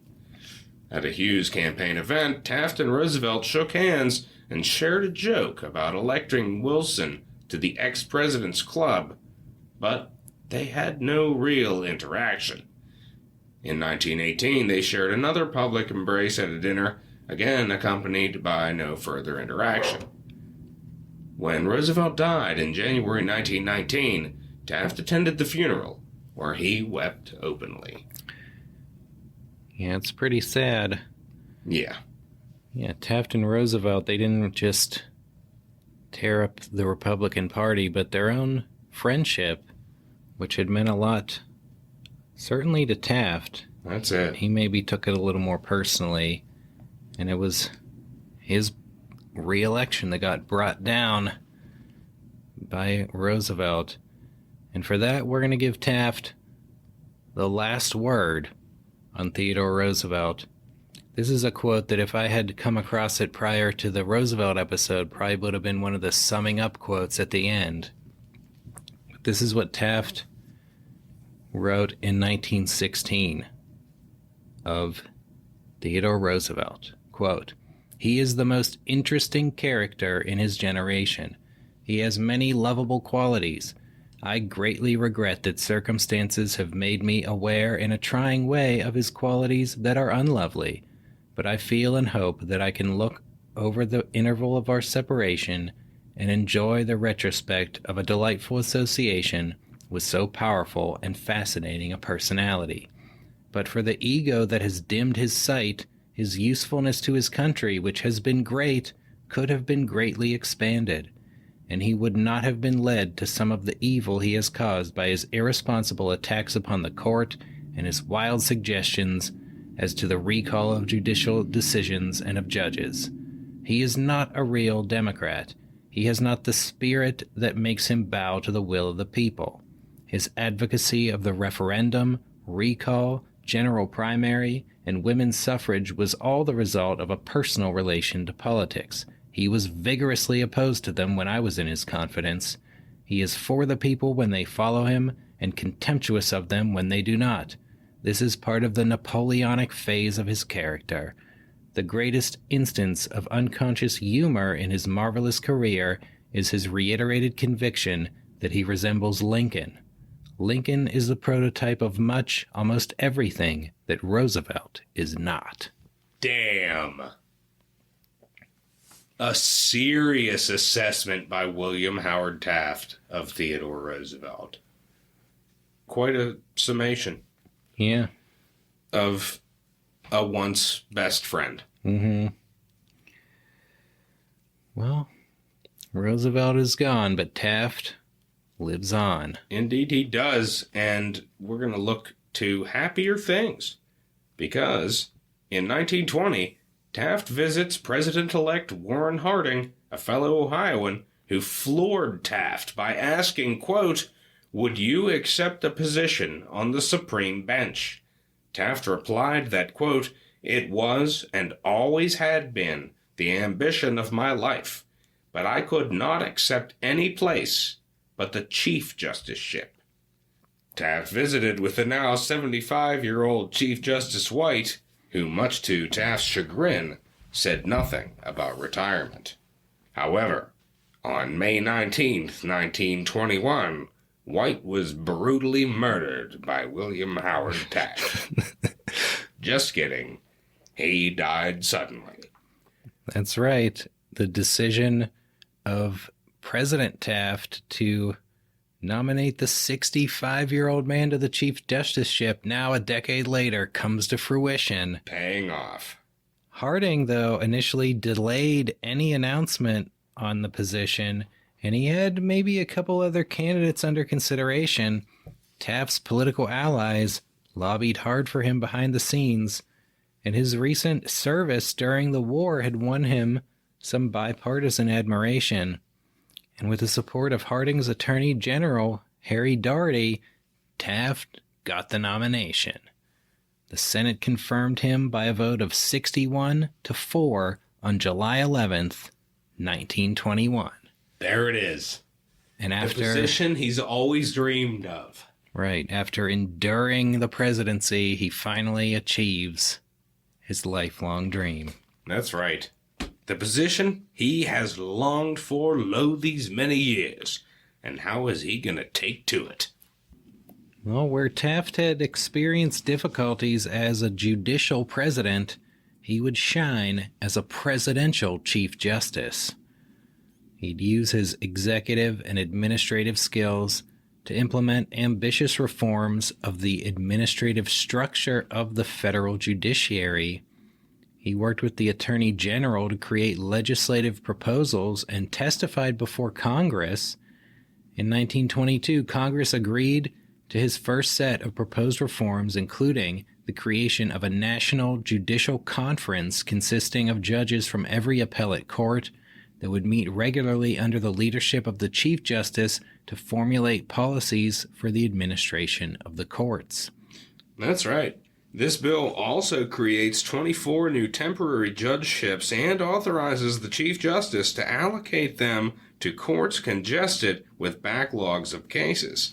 A few years later, Taft secures the passage of the Judiciary Act of 1925, which gives the Supreme Court the power to control its own caseload by giving it the discretion to choose which cases it hears. This enabled it to pass over run-of-the-mill cases and focus instead on constitutional issues and hotly contested questions on which the lower federal courts were in disagreement. Taft stated, quote, "The real work of the Supreme Court is to lay down important principles of law and thus to help the public at large to a knowledge of their rights and duties to make the law clearer." The court's caseload dropped from 500 in 1924 to 200 in 1926. That year, The Senate Judiciary Committee endorsed Taft's proposal to create a uniform set of procedural rules for the federal courts, which previously labored under confusingly separate systems. And this is going to lead eventually to the Federal Rules of Civil Procedure, which would become law in 1938. Very important milestone. Indeed. Another big accomplishment for Taft. In 1926, Taft convinced Congress to acquire a site for a dedicated Supreme Court building. The Supreme Court had never had a home of its own. Since 1860, the court had convened in the old Senate chamber in the Capitol. And finally, in 1929, Congress approved $10 million for construction, and Taft chose the architect who designed the Marble Palace that would proclaim the judiciary to be a co-equal branch of government. Construction did not begin until after Taft's death, but the court entered its new home in 1935, and the Supreme Court building stands to this day as a monument to Taft's tenure as Chief Justice. There you have it.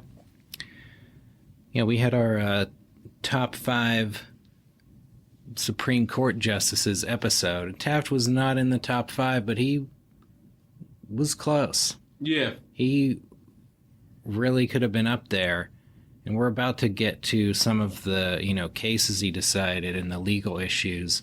But just as from an administrative standpoint, nobody but Chief Justice John Marshall could really rival Taft. Yeah. I mean, a lot of justices, they do a lot of things in determining cases, but just in terms of the courts and the court system, Taft and Chief Justice Marshall are like the ones who are most responsible for making the court what it is today. That's just it. Let's jive about jurisprudence, shall we? When it came to deciding cases, Taft followed in the footsteps of his idol, Chief Justice John Marshall, in encouraging consensus among the judges and discouraging dissenting opinions. During his tenure, approximately 80% of the court's decisions were unanimous. Since World War II, the average is about 30%. That is really telling. Mm-hmm. Taft joined the court's majority in 98.7% of the cases he heard and dissented in only 19 out of more than 1,500 cases. During his tenure, the court struck down 131 state laws and 12 federal laws. Taft wrote approximately 30 opinions per year and decided many important issues. That's right. In the case of Truax v. Corrigan, he wrote an opinion striking down an Arizona law that limited the power of courts to issue injunctions in labor disputes, a case in which he reaffirmed his long-held distinction between legal strikes and illegal secondary boycotts. In Bailey versus Drexel Furniture Company, his opinion struck down the federal child labor tax law, which sought to tax businesses employing children under the age of 14. Taft concluded that the law was not really an attempt to raise revenue, but an impermissible intrusion on state authority to regulate child labor. That's right. In 2012, Justice Antonin Scalia actually cited Taft's opinion in his dissent from the court's decision to uphold as a tax Obamacare's individual mandate, which required every person to buy insurance or pay a fine. Pretty interesting stuff. That's right. Taft, his legacy, staying alive. That's for sure. In a rare dissent, Taft opposed the court's decision in Adkins v. Children's Hospital to strike down a federal minimum wage law for women, and Taft would be posthumously vindicated in 1937 when the court reversed itself. That's right. In Carroll v. United States, Taft's opinion created an enduring rule of criminal constitutional law, holding that police could search automobiles without a warrant as long as the search was supported by probable cause, and there were exigent circumstances to believe that the vehicle could be removed from the area before a warrant could be obtained. In one unfortunate but unanimous opinion, Taft cited the separate but equal precedent of Plessy v. Ferguson in upholding a Mississippi law requiring segregated schools. Not too good. Yeah. Mixing the good and the bad there. Well, speaking of good, in Myers v. United States, Taft issued one of his most important opinions, holding that the president had sole power to fire the officers he appoints. Judge Taft standing up for the presidency. Wait a second. I smell Andrew Johnson. That's right. This law would also vindicate Andrew Johnson.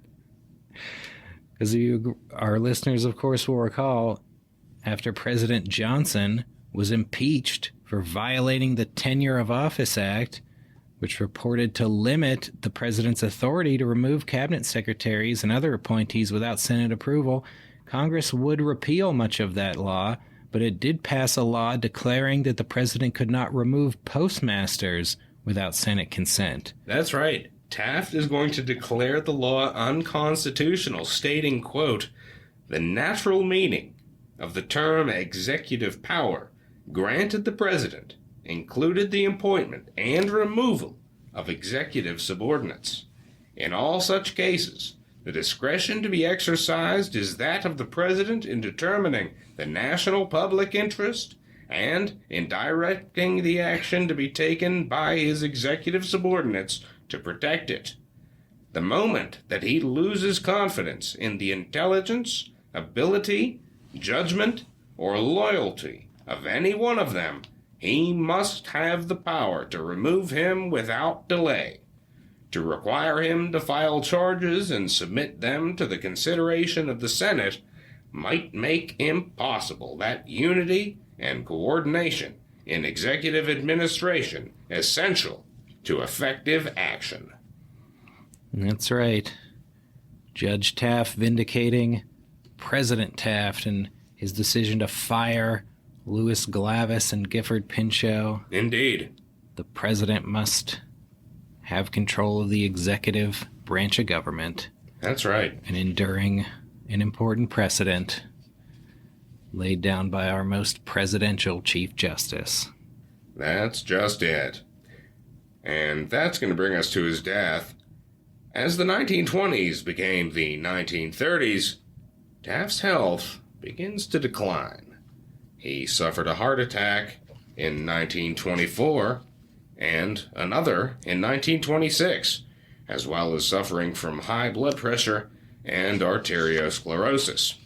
In January 1930, he suffered hallucinations and realized that his faculties were leaving him. On February 3rd, 1930, he wrote a letter to President Hoover resigning from the court. He was confined to bed, and within a month, heart disease and liver troubles led to his death on March 8th, 1930, at the age of 72. His last words were not recorded. His body lay in state in the Capitol, and he became the first president and first Supreme Court justice to be buried in Arlington National Cemetery. Nellie lived in Washington until her death in 1943, when she was buried beside her husband. Sorry. I was going to say, when she was buried upside down in a remote location. It was just a weird thought. Okay, I'm sorry. Nellie lived in Washington until her death in 1943, when she was buried beside her husband.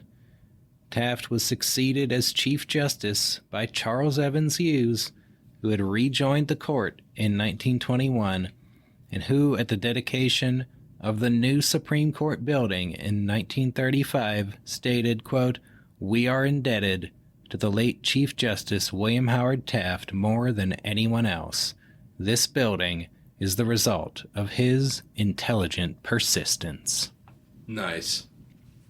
A fitting tribute to William Howard Taft's legacy. And as Taft would want it, perhaps his legacy is more in the judiciary than in the executive.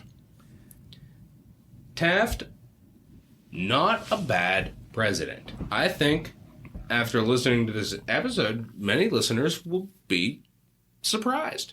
Yeah. To find that Taft wasn't as bad as Theodore Roosevelt made him out to be, certainly. Mm-hmm.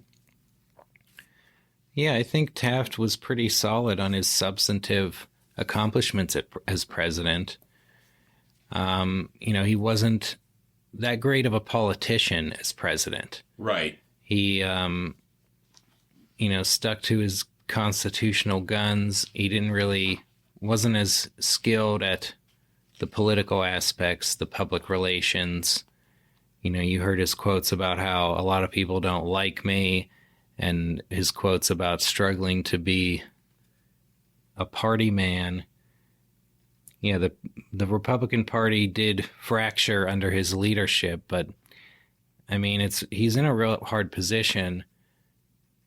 He's president, but Theodore Roosevelt, as an ex-president, is extremely popular. And I think it probably takes someone of that stature to split a party the way that it was done here. Certainly. But Taft wasn't exactly skillful politically in heading that kind of thing off from the beginning. I think Taft got the shaft a little bit, to be completely honest. I think, if it wasn't for Teddy Roosevelt's machinations, it's possible Taft could have won. Yeah, I mean, I think if the Republican Party had stayed united, he probably would have won.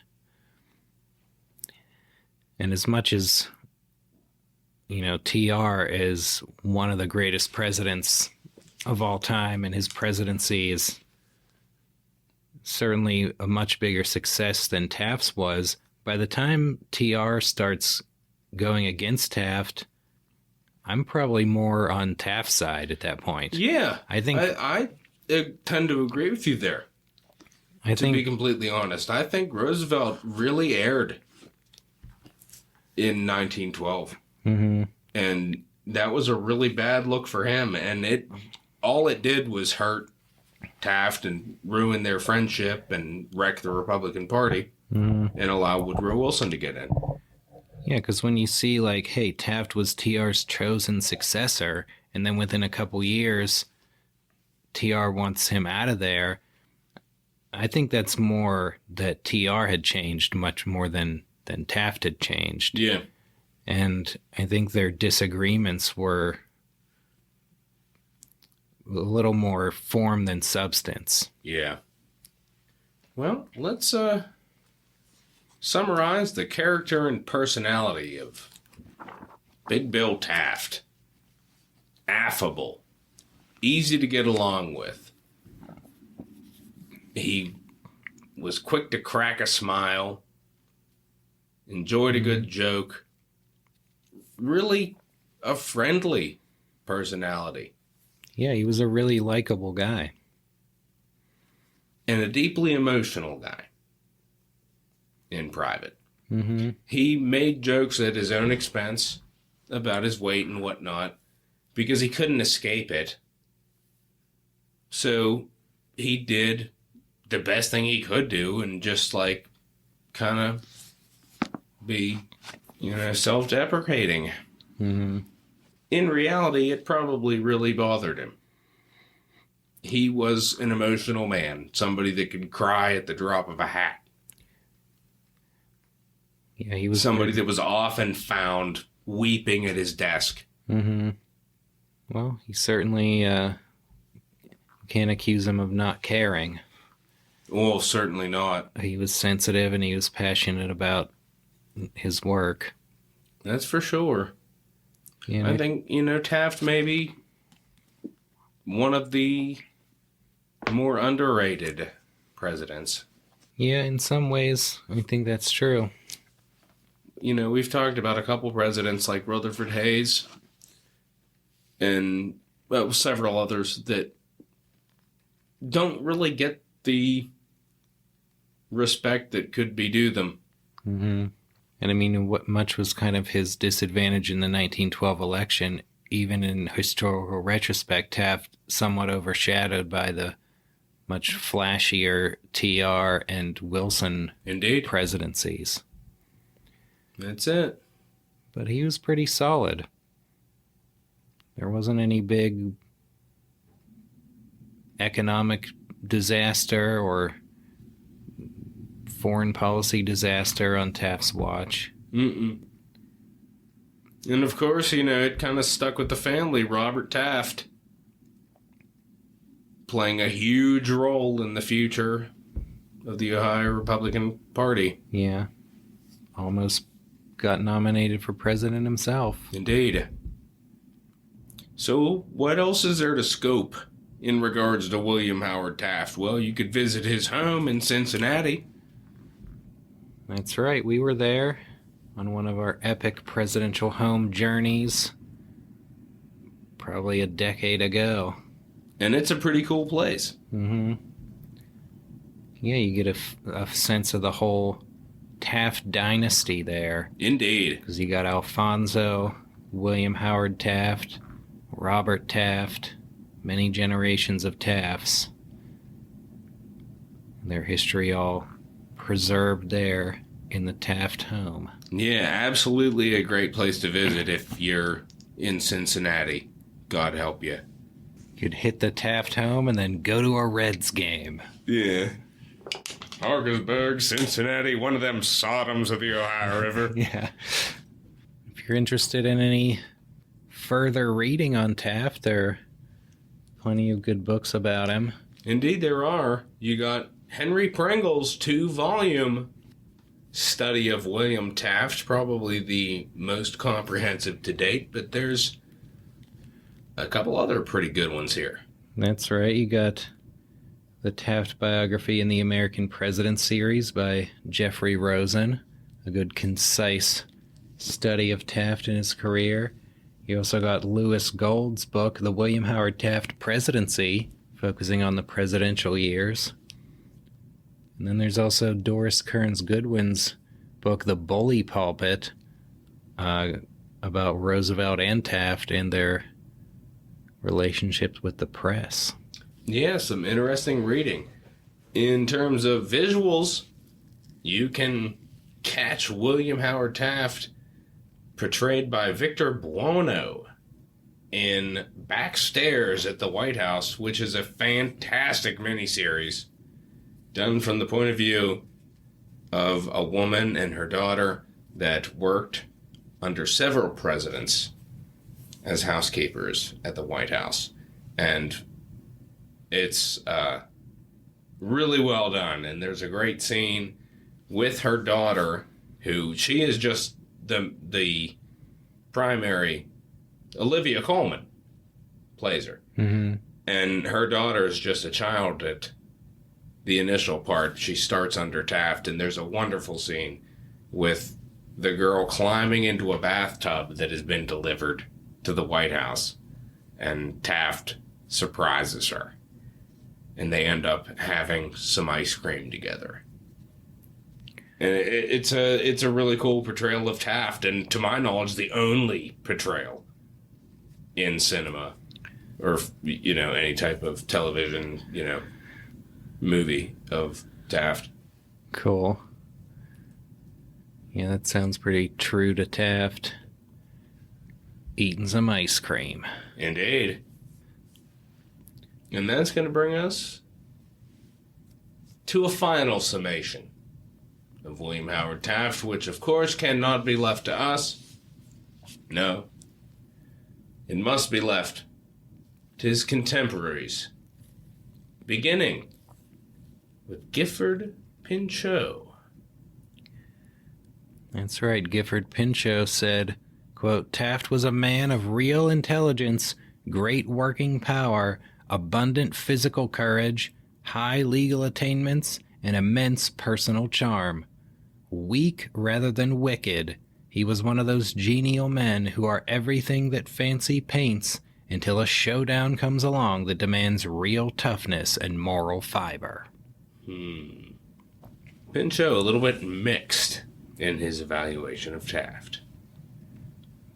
It's true, and that will bring us to Theodore Roosevelt. That's right. In 1908, Roosevelt said, quote, I do not believe there could be found in the whole country a man so well fitted to be president. He is not only absolutely fearless, absolutely disinterested, and upright, but he has the widest acquaintance with the nation's needs within and without, and the broadest sympathies with all our citizens. He would be as emphatically a president of the plain people as Lincoln, yet not Lincoln himself would be freer from the least stain of demagogy, the least tendency to arouse or appeal to any class of hatred of any kind. Wow. High praise from Theodore Roosevelt. Indeed. And that's going to bring us to another quote from Theodore Roosevelt. Let's see if it's some more high praise. This from 1912. And what a difference 4 years makes. Theodore Roosevelt in 1912 says of Taft, quote, he is a flub-dub with the streak of the second rate and the common in him, and he has not the slightest idea of what is necessary if this country is to make social and industrial progress. A streak of the second rate and the common in him. Oof. Perhaps Roosevelt's aristocratic background rearing its head a little bit. Right. Well, and that's going to bring us to our final quote, which comes from a letter that was sent to Taft and written and signed by all of the justices of the Supreme Court. That's right. After Taft had resigned and was on his deathbed. That's it. This is from 1930, and it reads, quote, we call you Chief Justice still, for we cannot give up the title by which we have known you all these later years and which you have made dear to us. We cannot let you leave us without trying to tell you how dear you have made it. You came to us from achievement in other fields and with the prestige of the illustrious place that you lately had held, and you showed us in new form your voluminous capacity for getting work done, your humor that smoothed the tough places, your golden heart that brought you love from every side, and most of all, from your brethren, whose tasks you have made happy and light. We grieve at your illness, but your spirit has given life an impulse that will abide whether you are with us or away. A nice send-off. Indeed, Taft beloved by his fellow Supreme Court justices. And with that, we will bring our William Howard Taft episode to a close. The final word going to the Chief Justices. And the final sound being, as always, brought to us by the Constitutionalists. Here is William Howard Taft. Thanks for listening.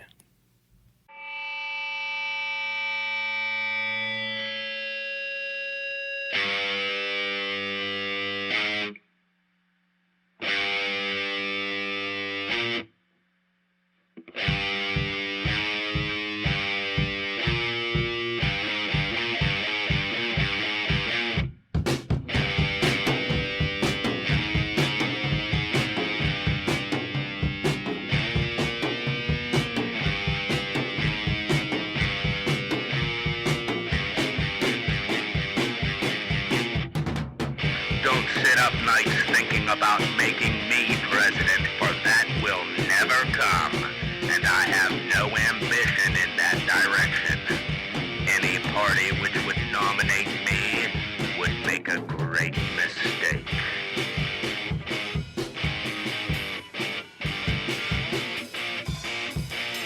Don't write so that you can be understood.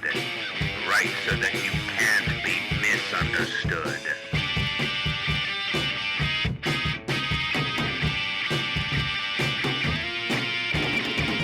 The day is not far distant when 3 stars and stripes at 3 equidistant points will mark our territory. One at the North Pole, another at the Panama Canal, and the third at the South Pole. The whole hemisphere will be ours, in fact, as by virtue of our superiority of race, it is ours morally.